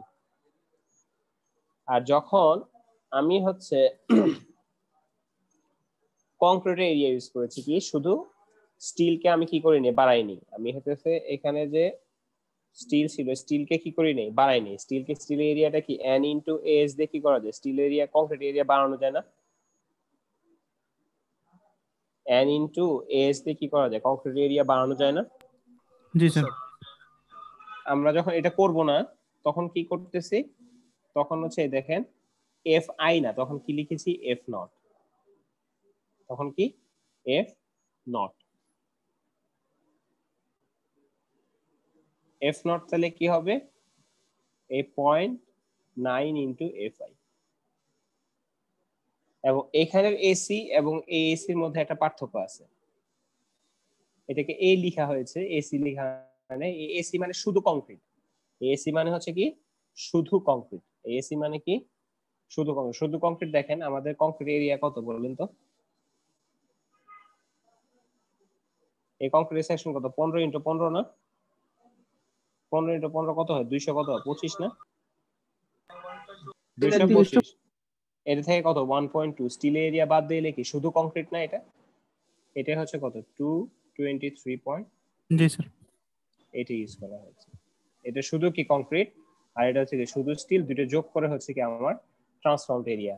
আর এন তো বেরি করতে পারবেন আপনি, ইএস ডিভাইড বাই ইসি যদি করেন ভাগ দেন যা আসে ওটা হচ্ছে কি আমার এন, ওই ডিভাইড করলে এন এর ভ্যালু অ্যারাউন্ড 6 এর মতো আসে। ওকে জি স্যার। সবাই দেখেন ম্যাথটা হাতে কলমে বোঝার ট্রাই করেন। জি স্যার। তাহলে ইলাস্টিক শর্টেনিং মানে কি? যতটুকু লস হয়েছে, তাহলে এখানে লস হয়েছে কত? 4660 পিএসআই। আমি শুরুতে দিয়েছিলাম কত? 150,000। তাহলে এখান থেকে এটা বাদ দিলে তাহলে এটা হচ্ছে কি এই স্ট্রেসটা কি? Stress after loss. তাহলে এই অ্যামাউন্টটা হচ্ছে কি লস, আর এটা হচ্ছে কি লস হওয়ার পরে যেটা আছে। বুঝতে পারছেন? ব্যবসা শুরু করলেন 100 টাকা নিয়ে, 5 টাকা লস হয়ে গেল, তাহলে আপনার কাছে কয় টাকা থাকবে? 95 টাকা। তাহলে প্রি স্ট্রেস দিছিলেন প্রথমে 150,000, লস হয়ে গেছে কত? 4660। তাহলে বাকি আছে কত? এটা। তাহলে দেখেন দুই ফর্মুলা দিয়ে লিখ করলে আমাদের অ্যানসার কিন্তু কি আসে না, সেম আসে না। দুই ফর্মুলা দিয়ে অ্যানসার কিন্তু কি আসে? ডিফারেন্ট আসে। কিছুটা ডিফারেন্স আছে। জি স্যার। ঠিক আছে। সো এটা কি আপনার হাতে কলমে করবেন নাকি আমি নেক্সট প্রবলেমে আগাবো, নাকি একটা ব্রেক দিব আপনাদের? স্যার এখানে দুইটা ইউজ করার কারণ কি স্যার? দুইটাই ইউজ করার কারণ না, দুইটা মেথড। আপনি জি স্যার, ট্রান্সফর্ম দুইটা এরিয়াতে মেথড করতে পারেন। দুইটা মেথড ইউজ করার কারণ দুই মেথডে আমরা দেখতেছি যে কেমন আসে প্রি স্ট্রেসে লস। আমাদের হাতে ধর মনে করেন যখন একটা মেথড চাবেন নাকি দুইটাই চাবেন বলে দেব, এক্সামে মেথড বলে দিব। আর যদি বলে না দিই যে কোনো একটা মেথড দিয়ে করলেই হবে, তার দুইটা মেথডে করতে হবে এরকম কোনো দরকার নেই।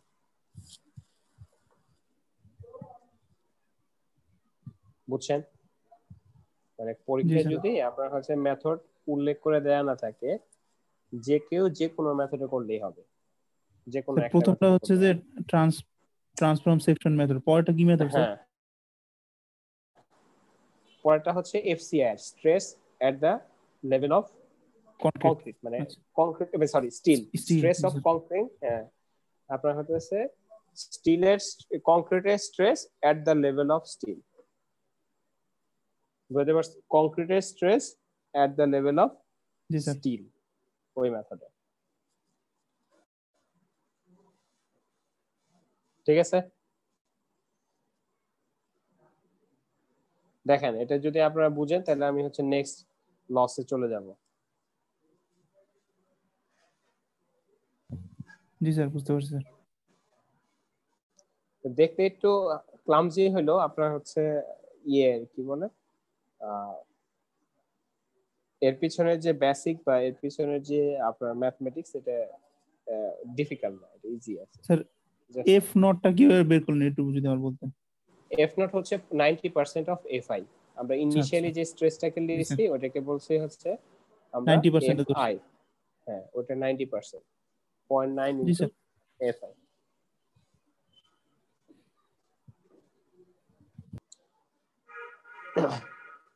এরপরে আরো লস আছে, যেমন loss due to creep of concrete.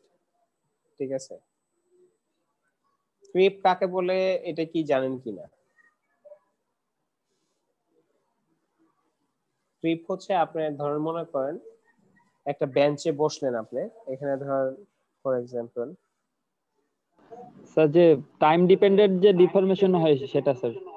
হ্যাঁ, ভেরি গুড। মানে অনেকক্ষণ যদি বসে থাকেন একটা টেবিলে, একটু বসে উঠে গেলেন, ডেবে আবার উঠে গেল, কিন্তু আপনার কাছে যদি এটা যদি আপনি 5 বছর বা 10 বছর ওটার উপরে কোনো একটা পাথর রেখে দেন, এক লোড কিন্তু কি হচ্ছে না, চেঞ্জ হচ্ছে না, লোড একই, তাহলে দেখা যাবে কি এর কারণে অ্যাক্সিস ডিফর্মেশন হয়। এটাকে বলা হয় কি ক্রিপ। কি বলে? ক্রিপ। তবে ক্রিপটা হচ্ছে কি আপনার সময়ের জন্য, সময়ের একই লোড কিন্তু সময় দীর্ঘক্ষণ ধরে অ্যাপ্লাই হওয়ার কারণে এই লোডের কারণে আমাদের যে এক্সট্রা যে ডিফর্মেশন হয় এটাকে আমরা কি বলি? Creep. The property of concrete to experience the additional strain under a sustained load, মানে যে লোডটা অনেকক্ষণ ধরে কি করে ওর উপরেই থাকে। এখানে এই আপনার প্রত্যেকটা লসের জন্য আমাদের কি দেওয়া আছে, এরকম ফর্মুলা দেওয়া আছে। যেমন এখানে ক্রিপের কারণে আপনার সিআর, সেই লসটা কতটুকু হবে? কে সিআর টাইমস ওই যে N ES divide by EC times FCR minus FCDS. এখানে এনটা আমরা এর আগে দেখে ফেলেছি যে এন কি জিনিস, এফসিআর কি জিনিস সেটাও দেখে ফেলেছি। তাহলে এখানে দুইটা নতুন টার্ম, একটা হচ্ছে এফসিডিএস আর একটা হচ্ছে কত? কেসিআর। কেসিআর এর ভ্যালু হচ্ছে আপনার কি ধরনের প্রি স্ট্রেসিং করা হয়েছে এর উপরে ডিপেন্ড করে এই ভ্যালুটা আপনার হচ্ছে ডিটারমাইন করা হয় বা মানে করা হয়, ধরা হয়।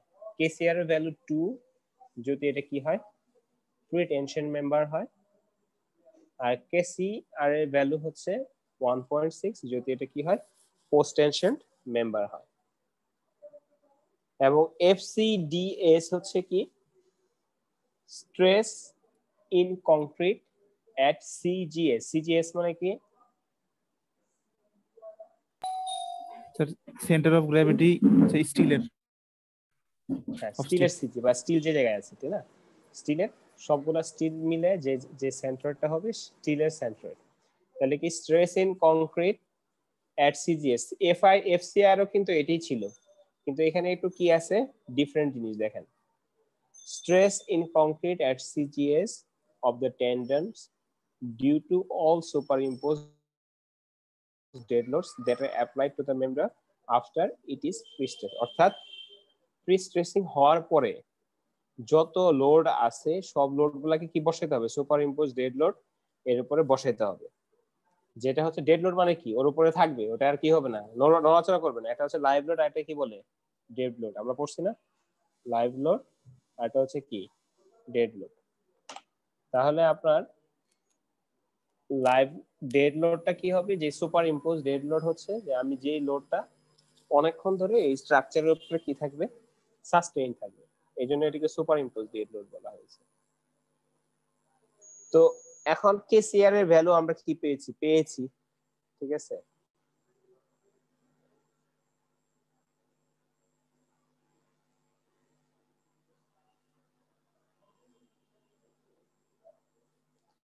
তাহলে আমি যদি দেখেন এটার ম্যাথ নাই এখানে, এক্সাম্পল ইমিডিয়েট এক্সাম্পল নাই, ঠিক আছে, অন্য এক্সাম্পল গুলো দেয়া আছে এদিকে সামনে। আমরা সামনের দিকে আরো আগাবো, যে gain due to bending of the member, এটা সামনের দিকে আগাবো। কিন্তু আমরা যদি চিন্তা করি, এটা ম্যাথের কথা যদি আমরা চিন্তা করি, সেই ম্যাথটা কিভাবে হবে এটা আমি একটু বলতেছি।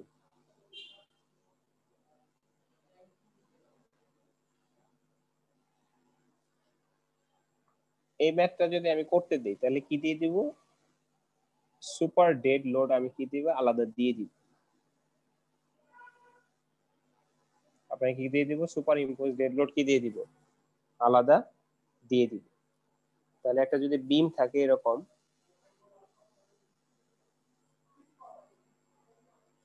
বিমের মধ্যে আপনার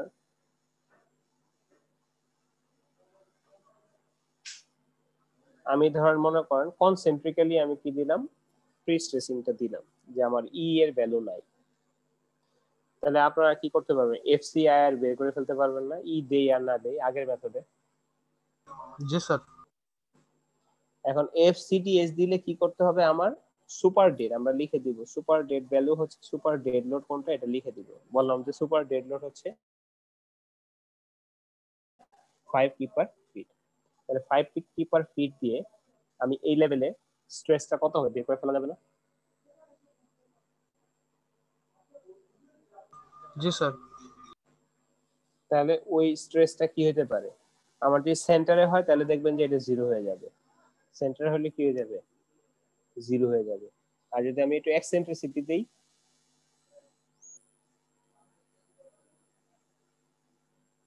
0 হবে না তো, ওটা ইটা 0 হয়ে যাবে। সেন্টারে দিলে ইটা কি হয়ে যাবে? 0। তাহলে স্যার এক্সেন্ট্রিসিটি ইনটু লোডটা হবে স্যার।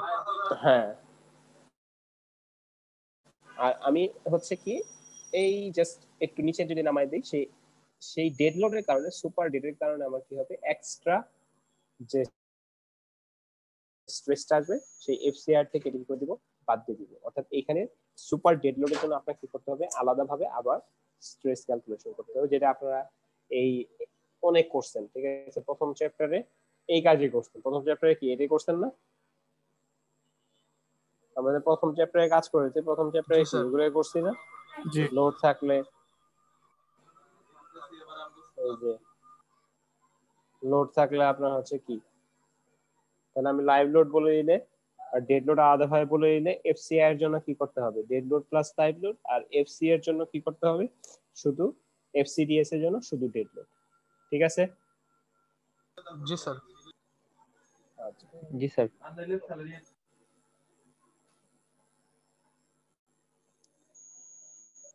এখন এখানে আরো কিছু স্ট্রেস আছে। Stress due to shrinkage of concrete, তারপরে stress due to steel relaxation. ঠিক আছে, এই জিনিসগুলো আমরা একটু স্কিপ করব। ঠিক আছে, ফর দ্য টাইম বিং আমরা হচ্ছে নেক্সট আরেকটা ম্যাথ করার ট্রাই করবো, সেটা হচ্ছে frictional loss from the practical consideration. এই ম্যাথটা ইম্পর্টেন্ট। আমরা হচ্ছে এটার ডিরেক্টলি ম্যাথে চলে যাব। ঠিক আছে, আমরা এখানে করব না। এখানে হচ্ছে ফর্মুলাটা যদি আমরা একটু দেখি,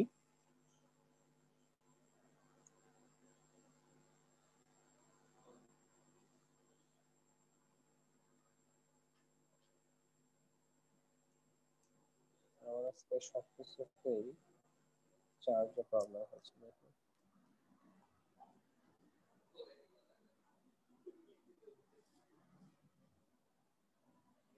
আচ্ছা, এখন পেন্সিল আছে,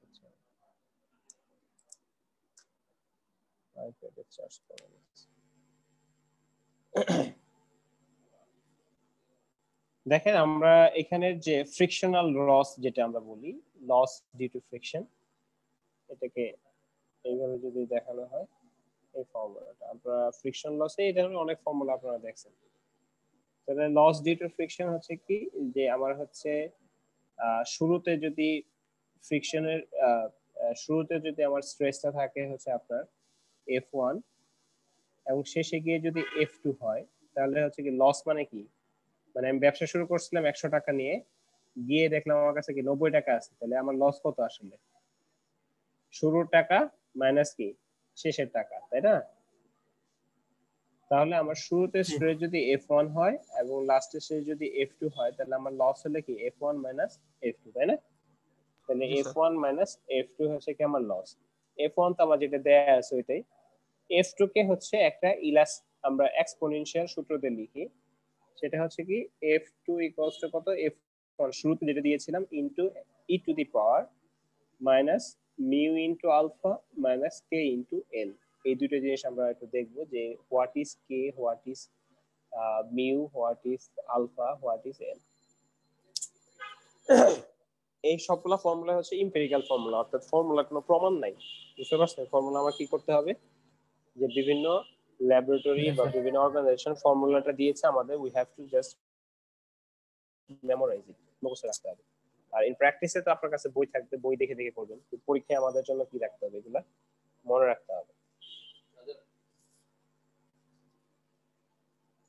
এখন এই মিউ কে বলা হয় আপনার হচ্ছে ফ্রিকশনাল কোফিশিয়েন্ট। আপনারা মিউ এর ভ্যালু, সরি মিউ সম্পর্কে এর আগে পড়ার কথা, আপনাদের ফ্রিকশনের মেকানিক্সে পড়াইছে না, ফ্রিকশনাল কোফিশিয়েন্ট। জি স্যার।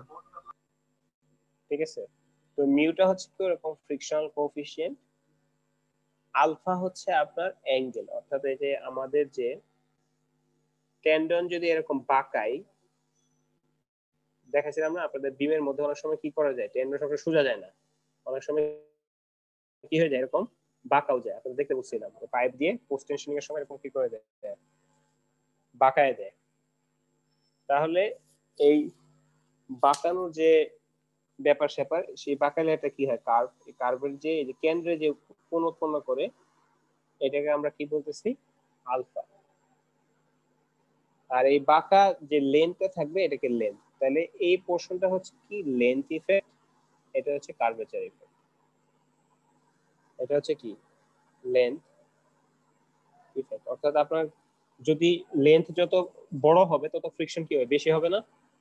আমি ধরেন মনে করেন এক পাশ থেকে আরেক পাশে টান দিব, তাহলে এর ভিতর দিয়ে যদি আমার কি হয়ে যায় এরকম স্ট্রেট থাকে, তাহলে তো আপনার হচ্ছে কি সরাসরি কোনো বাধা থাকবে না।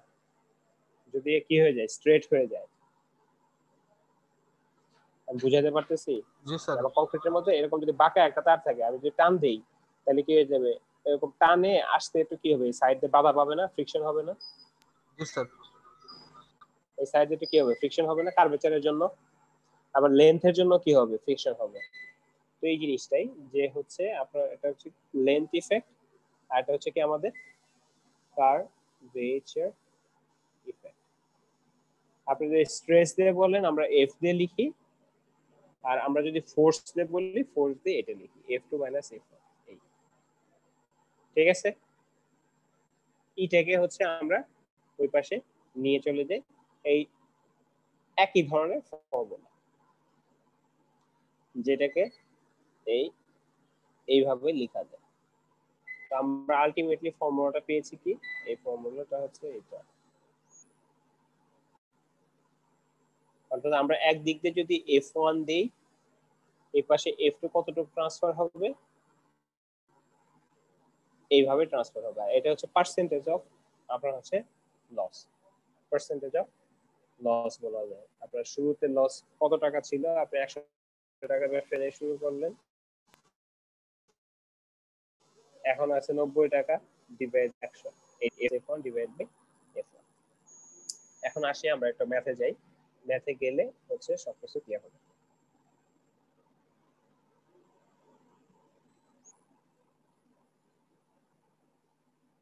এক্সাম্পল 4.4,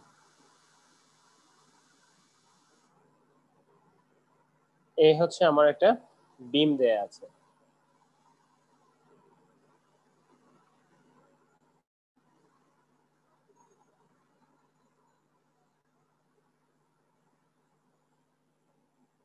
দেখেন অনেক কিন্তু স্প্যান কিন্তু অনেক। এই পাশে কত, 70 ফিট, এই পাশেও 70 ফিট, ঠিক আছে। এটাকে ভাগ ভাগ করা হয়েছে, যোগ করেন, সব যোগ করলে কত, 12.5 12.5 কত হয়, 25। আর 17.5 আর 17.5 কত হয়, 35। 35টা 35 আর 25 কত হয়, 60। 60 আর 10 কত হলো, 70। তাহলে এরকম আমাদের হাতে কি সাপোর্ট কন্ডিশন বা ইয়ে দেয়া আছে একটা। এর উপরে আমার যে প্রি স্ট্রেসিং এর যে টেন্ডনটা গেছে, সেই টেন্ডনটা কি রকম, এরকম টেন্ডনটা গেছে।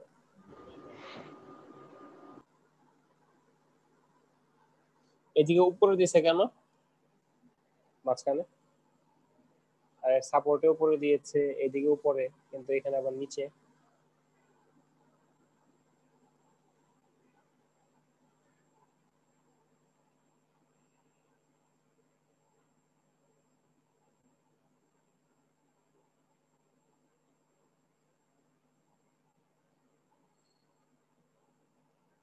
কি কেউ বলতে পারতেছেন না?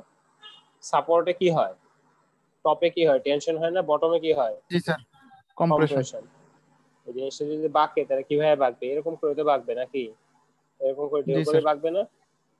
জি তাহলে এখানে টপে কি হবে, টেনশন, বটমে কি কম্প্রেশন। এটা কি বটমে টেনশন, টপে কি কম্প্রেশন, টপে টেনশন, বটমে কি কম্প্রেশন, ঠিক আছে। এরকম কাহিনী তো হবে। জি স্যার। এটা টপে কি হবে, কম্প্রেশন, বটমে কি টেনশন। এখানে কি হবে, টপে কি হচ্ছে টেনশন, বটমে কি কম্প্রেশন। এটার বটমে আর টপে এটা দেয়া আছে, ঠিক আছে। আমি বাকি জিনিসগুলো ডিলিট করি। তাহলে এখানে কি হবে, টপে কি হবে কম্প্রেশন, বটমে কি টেনশন, আর এটা কি হবে টপে টেনশন, বটমে কম্প্রেশন। এর জন্য এরকম ভাবে আসছে। ঠিক আছে। জি আচ্ছা, আর বিমটার আমাদের যদি ডেপথের কথা চিন্তা করি সেটা কত feet? 4 feet. 4 feet. Prestressing দিতে দেখে এটা 4 ফিট সম্ভব, তাছাড়া 4 ফিট দিয়ে সম্ভব না। জি স্যার। এখন দেখেন এখানে হচ্ছে এটা কয়েকটা পার্ট আছে, এটা একটা কার্ভেচার ধরা হয়েছে আর এটুকু হচ্ছে কি এটা স্ট্রেট পার্ট। আমি যদি এটা অন্য কালার দিই তাহলে এ থেকে বি পর্যন্ত কি একটা স্ট্রেট পার্ট, বি থেকে সি পর্যন্ত কি একটা কার্ভেচার পার্ট, এবং সি থেকে ডি পর্যন্ত থেকে স্ট্রেট, আবার ডি থেকে ই পর্যন্ত যদি আমি চিন্তা করি সেটা কি আবার কার্ভেচার পার্ট আমাদের আছে। এখন কোশ্চেনটা কি যে একটা প্রি স্ট্রেস বিম, এটা কয়টা স্প্যান আমাদের এখানে? একটা স্প্যান না দুইটা? সাপোর্টের মাঝখানে যে দুইটা দূরত্বটা স্যার। স্প্যান, তাহলে এখানে আমার কয়টা স্প্যান? দুইটা, 70 ফিটের দুইটা স্প্যান আছে। তাহলে pre stress concrete beam is continuous over two spans. এটা হচ্ছে figure 10.4. Its curved tendon is to be tension from both ends. অর্থাৎ আমি এখান দিয়েও টান দিব, এখান দিয়েও কি করব? টানব। আচ্ছা, তারপরে কি বলছে? Compute the percentage loss. তাহলে এটা কি চেয়েছে? পার্সেন্টেজ লস অফ ক্যালকুলেট করতে হবে। Loss in prestress due to কি ফ্রিকশন। তাহলে আমরা এতক্ষণ যে এই যে ম্যাথটা করব এটা কিসের? ফ্রিকশন। এর আগে কি করেছি? Elastic shortening. মাঝখানে আমরা করেছি কি যে ক্রিপের কারণে ফর্মুলাটা আমরা দেখেছি, ক্রিপের কারণে ম্যাথ করা হয়নি। তাহলে ফ্রিকশনের কারণে from one end to the centre of the beam. তাহলে বলছে কি ওয়ান এন্ড, ধরেন মনে করেন এ থেকে ই পর্যন্ত আমরা করতে পারি, তাই হবে না? এ থেকে ই। The coefficient of friction between cable and the duct is taken as 0.4. তাহলে এটা হচ্ছে কি মিউ না? মিউ কে আমরা কি বলছি? Coefficient of friction. এবং কে যেটা বলা হয় এটা লেন্থ ইফেক্ট। লেন্থের জন্য এটাকে ওভাল ইফেক্ট বলে। The average oval or length effect, oval effect অথবা কি লেন্থ ইফেক্ট। তাহলে এই টার্মটা একটু আপনাদের নতুন টার্ম, ওভাল অথবা লেন্থ ইফেক্ট। তাহলে কে এর ভ্যালুটা দেয়া আছে 0.0008 পার ফিট। এখন হচ্ছে এই ম্যাথটাকে কয়েকটা পার্টে করা যায়, আবার আপনার হচ্ছে যে একবারে করা যায়। একবারে যেটা করা যায় এটাকে বলা হয় অ্যাপ্রক্সিমেট সলিউশন। এটা কি বলা হয়? Approximate solution. ম্যাথ করতে করতে ফর্মুলা সম্পর্কে আমরা একটু আইডিয়া নিব। যেটা অ্যাপ্রক্সিমেট সলিউশন, আর এটা হচ্ছে কি যে মোর এক্সাক্ট সলিউশন। এটা হচ্ছে স্টেপ ওয়াইজ করব। দেখেন কি হয়। হ্যাঁ, এটা কিভাবে করব। তাহলে আমার উদ্দেশ্য কি? আমার বলছে কোশ্চেনে এ থেকে ই পর্যন্ত, তাহলে মানে এ থেকে ই পর্যন্ত অর্ধেক করলেই হবে। আর পুরোটা বের করতে হলে কি করব? অর্ধেকটাকে বের করে 2 দিয়ে গুণ করে দিব, কারণ দুই পাশে কি সেম না? জি স্যার, দুই পাশে কি দেখা যাচ্ছে? সিমেট্রিক দেখা যাচ্ছে, তাই না? সব সেম। এখন অ্যাপ্রক্সিমেট মেথডের সূত্রটা হচ্ছে এই যে এটা percentage loss f2 f1 divide by f1। এটাই পার্সেন্টেজ না? জি স্যার। এটা না কারো কোনো ইয়ে আছে কিনা, মানে কথা আছে কিনা যে না স্যার এটা পার্সেন্টেজ লস কেমনে হবে? না স্যার নাই। পার্সেন্টেজ লস তাহলে f2 f1 divide by f1, এটা equal to k mu alpha. তাহলে দেখেন এলটা তাহলে আমার কত ইউজ হবে বলেন তো? স্যার 70। এ থেকে এই পর্যন্ত স্যার। আমরা যদি এক্স্যাক্টলি চিন্তা করি তাহলে কেবলের লেন্থটা কিন্তু আপনার স্ট্রেট লেন্থের চেয়ে একটু কি হবে? বেশি হবে না? জি স্যার, বেশি হবে। একটু কিন্তু কি হবে? বেশি হবে। কিন্তু আমরা ওই এররটা চিন্তা করি না, এইজন্য আমরা এটা 70ই বসাচ্ছি। বুঝতে পারছেন? আপনি যদি এক্স্যাক্টলি করতে যান, হ্যাঁ এক্স্যাক্টলি করতে গেলে তাহলে হচ্ছে ওইটাকে ভেঙে ভেঙে আমরা কি ধরতে পারি, মানে একবারে এক্সাক্ট যদি করতে চাই, ঠিক আছে, তাহলে ভেঙে ভেঙে এ বি লেন্থ কত, বিসি কত, পুরো লেন্থ একটু এল এর চেয়ে একটু কি হবে? বেশি হবে। এখন আসি curvature effect mu into alpha. দেখেন তো এ থেকে বি পর্যন্ত পোর্শনটা আমার কি স্ট্রেট মনে হচ্ছে না? জি স্যার। এটা কোনো কার্ভেচার আছে? না স্যার। তাহলে দেখেন কে ইনটু এল যখন লিখলাম তাহলে কে এর ভ্যালুটা বসাইলাম, এল এর ভ্যালুটা বসাইলাম। মিউ ইনটু আলফা যখন লিখবো তাহলে মিউ ইনটু আলফা 1 প্লাস কত আলফা 2 হবে না? দুইটা পার্ট, একটা হচ্ছে কি বিসি পোর্শনের জন্য, এটা কি ফর বিসি, আর এই পোর্শনটা কিসের জন্য হবে? ডি পোর্শনের জন্য হবে না? জি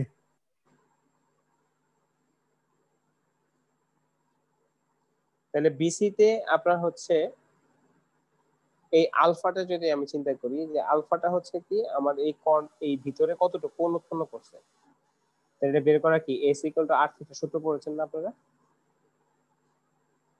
জি sir.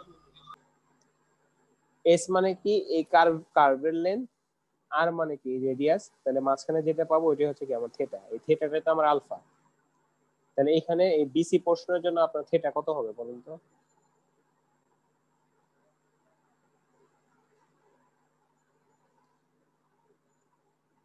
Sir s = r theta এই সূত্রটা দিয়ে বের করা লাগবে না? হ্যাঁ হ্যাঁ, ওটা তো আলফা বের করবে, আলফা s by r কত r ইনটু হচ্ছে কি আলফা, তাই না? তাহলে এসটা হচ্ছে কি আপনার প্রথমে বিসি পার্ট, বিসি পার্টে আর কত 150 ইনটু কত আলফা 1 লিখি আমি। তাহলে বিসি এর লেন্থটা কত? 25 লিখি। তাহলে 25 ডিভাইড বাই যদি আমি 150 দেই তাহলে আলফা 1 কত আসে?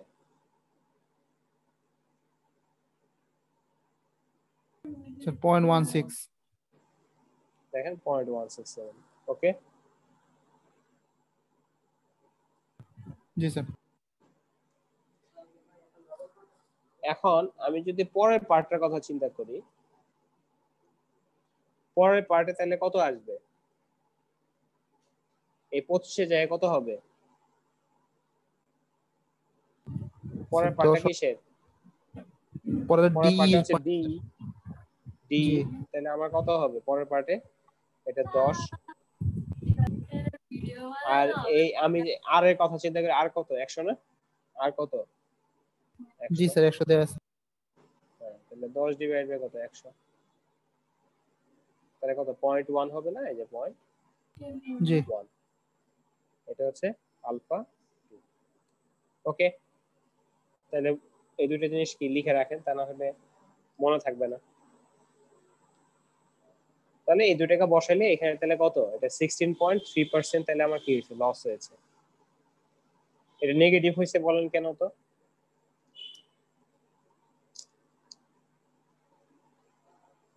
ঠিক বলতে পারবেন নেগেটিভ কেন হয়েছে? কারণ এটা পরেরটা মাইনাস আগেরটা দিয়েছে, বুঝতে পারছেন? এই F2 টা কি লিখছে? এটা পরেরটা না, পরেরটা তো কম আর আগেরটা কি বেশি, এই জন্য এটা সূত্রতে কি আসছে আমার নেগেটিভ। আমি যদি F1 মাইনাস F2 লিখতাম তাহলে ফর্মুলাটা কি লিখতে হতো আমার?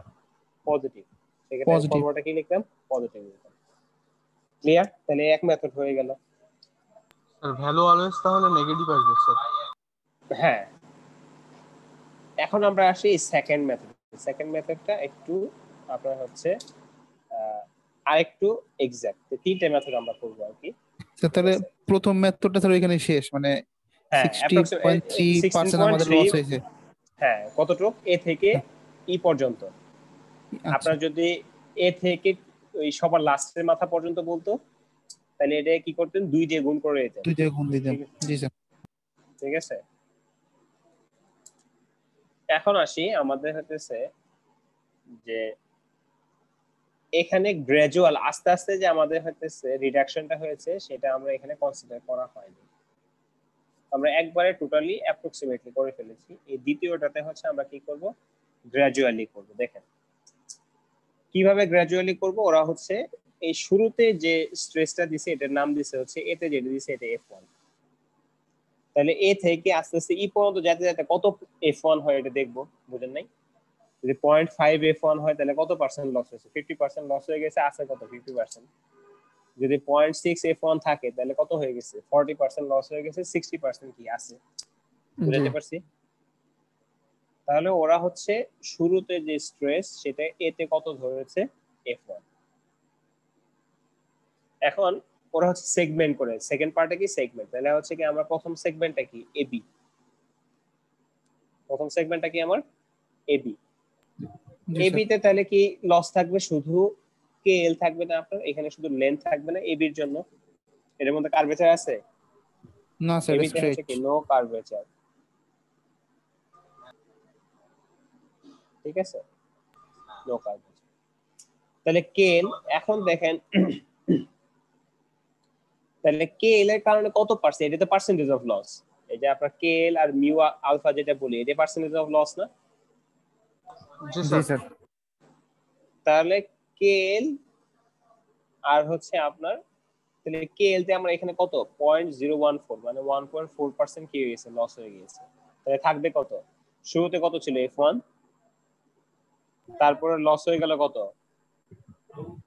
0.014, এটা কি F1 না, এটা তো পার্সেন্টেজ, পার্সেন্টেজ হলে এটা কি হবে আসলে মানে থাকবে কত, এটা হচ্ছে পার্সেন্টেজ লস, এটা এই কেএলটা মানে কি পার্সেন্টেজ অফ লস, তাহলে আসলে থাকবে কতটুকু এত মাইনাস এইটা ইনটু F1। আপনাদের হঠাৎ করে F1 চলে আসলো, এটা একটু বুঝতে অনেকের প্রবলেম হবে। এটা তাহলে কি লেখা যায়, শুরুতে ছিল কত F1, লস হয়েছে কত আমার 0.014 F1, তাহলে থাকবে কত F1 minus 0.014 F1 equals to কত 0.986 F1, এইভাবে লিখবেন। এখানেও আপনারা F1 লিখবেন, ঠিক আছে, এখানেও কি F1 লিখবেন, এখানে F1 দিবেন, এই দুটোর সাথে ব্র্যাকেটে গুণ করে F1 দিবেন, তাহলে হচ্ছে আর F1 এর কোনো কি হবে না, কনফিউশন থাকবে না। বুঝতে পারছেন? জি স্যার।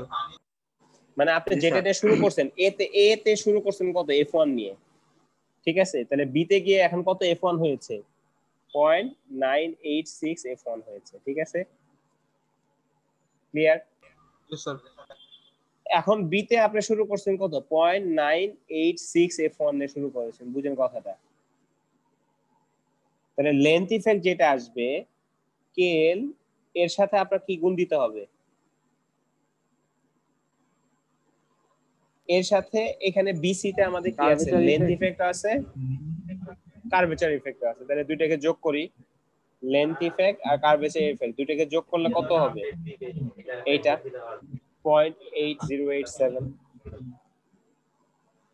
তাহলে আমার যদি রিডিউস স্ট্রেস এট বি এর কথা চিন্তা করি, তাহলে এইটা গুণন হচ্ছে কি বি তে শুরু হয়েছে কত দিয়ে 0.986, তাহলে 0.986 গুণ করলে এইটা, তাহলে এত F1 আপনার হইতেছে কি হয়ে গেছে, লস হয়ে গেছে, এত F1 কি এত টুক লস, তাহলে থাকবে কতটুক, এখানে শুরু হয়েছে কত 0.986 F1 মাইনাস কত 0.086 F1, তাহলে এখন আছে কত 0.90 F1।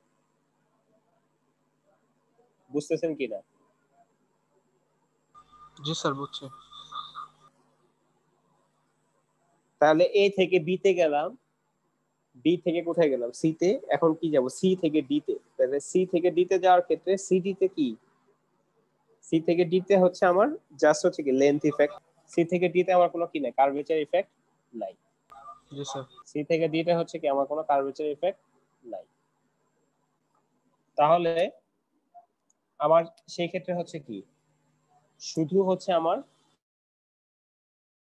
লেন্থ ইফেক্ট, তাহলে লেন্থ ইফেক্টে কত যে এত, তাহলে দেখেন 0.014, এখন কি লস কি আসলে এত না, কারণ হচ্ছে সি থেকে শুরু করছি আমি কত নিয়ে 0.90 F1 না, তাহলে আমার লসটা কত হবে এত গুণ হবে, তাহলে কত হবে 0.90 ইনটু হচ্ছে কত 0.014, এটুকু হচ্ছে কত লস F1, তাহলে থাকবে কত 0.90 মাইনাস কত 0.90 ইনটু 0.014 F1, এটাই এখানে লিখছে, অর্থাৎ এটা ভেঙে ভেঙে করে দেয়া আছে, আপনার বইটা দেখলেই হয়ে যাবে। একইভাবে ডি, তাহলে সবার লাস্টে গিয়ে এটা কত হয়েছে দেখেন, লাস্টে গিয়ে ডি তে ইতে কত হয়েছে 0.84 0.844f1, তাহলে লস কত হয়েছে? এটা তো লস হওয়ার পরে এটা আছে না, টোটাল লস কতটুকু হয়েছে? 1 মাইনাস হচ্ছে কত 0.844 15.6%। দেখছেন সেম কি? এটা কত হয়েছিল এই মেথডে? 16.3, এখানে কত 15.6। ঠিক আছে? জি স্যার। তাহলে আমরা কি করলাম? প্রথমে অ্যাপ্রক্সিমেট মেথড করলাম, এরপরে একটু মোর এক্সাক্ট মেথড অথবা সেগমেন্ট ওয়াইজ, এরপরেরটাও সেগমেন্ট ওয়াইজ, কিন্তু এই ক্ষেত্রে ফর্মুলা হচ্ছে আলাদা।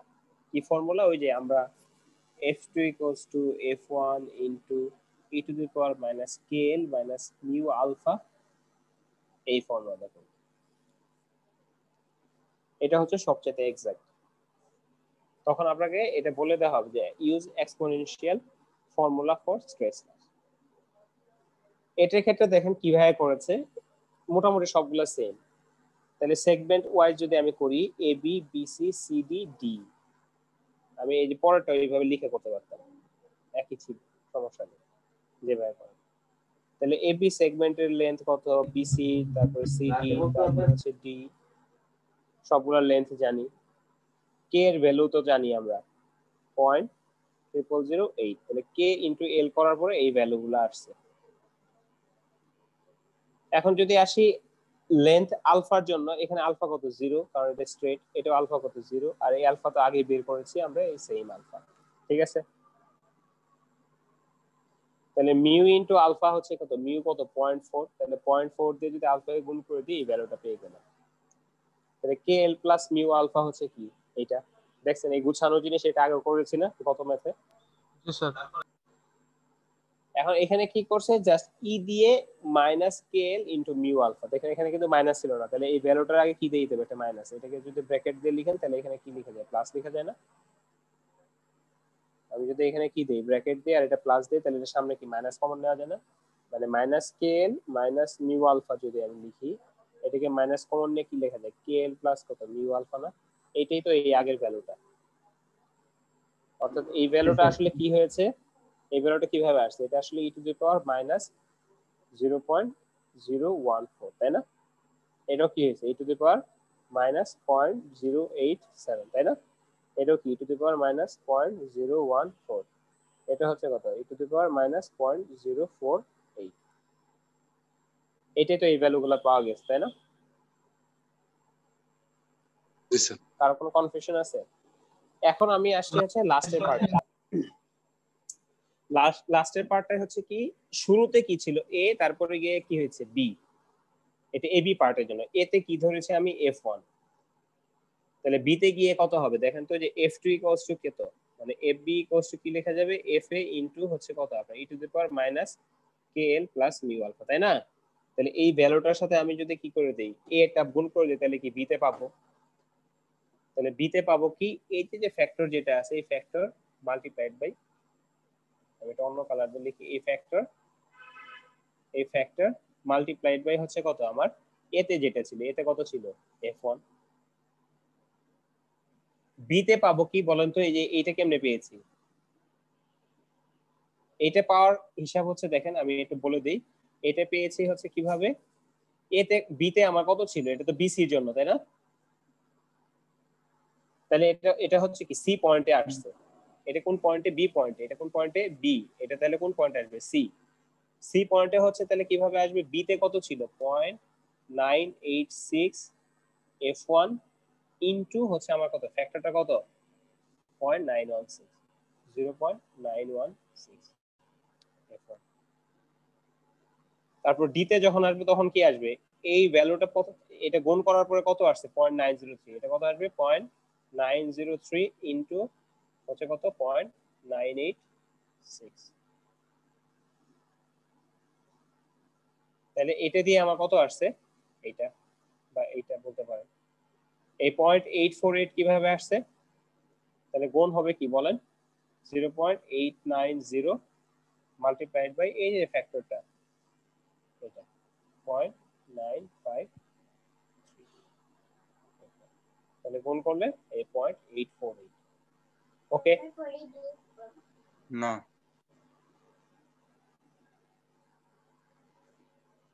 বুঝা গেছে জি স্যার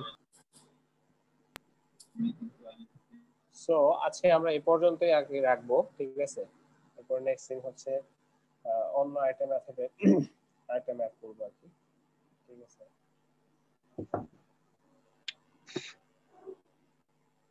তো আজকে আমরা কি কি করলাম loss of prestress due to হচ্ছে কি আপনার ইলাস্টিক শর্টেনিং ক্রিপ আর এটা হচ্ছে কি due to friction elastic shortening এর ভিতরে আমরা দুইটা মেথড দেখলাম একটা হচ্ছে আপনার কি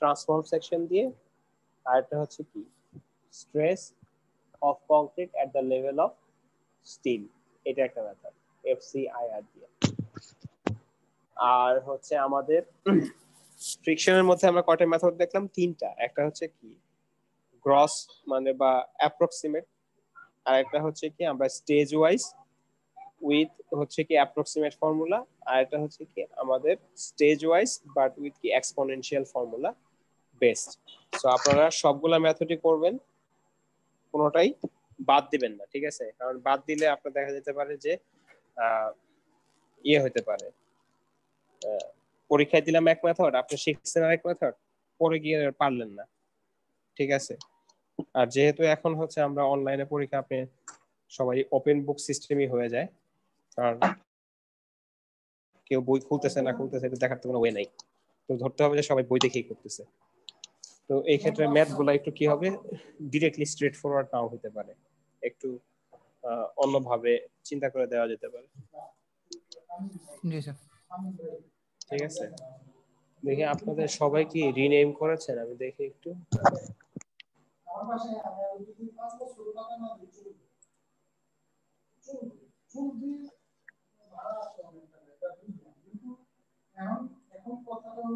দেখি দাঁড়ান আমি একটু সবাই রিনেম করে সবাই করে নাই স্যার আমি করে দিচ্ছি তাহলে হচ্ছে আমি নেক্সট ক্লাস থেকে এটা আপনারা সবাই এভাবে করবেন ঠিক আছে শুরুতে আইডি পরে হচ্ছে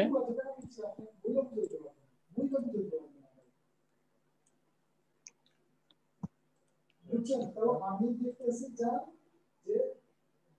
আসলে কাজ করাটা দেখে প্রফিটেবল কেন প্রফিটেবল না কারণ এই জায়গায় যে সময়টা টাকাটা ব্লক থাকে এটা আমরা অন্য জায়গায় টাকাটা লাগাই একটু বেশি লাভ করা যায়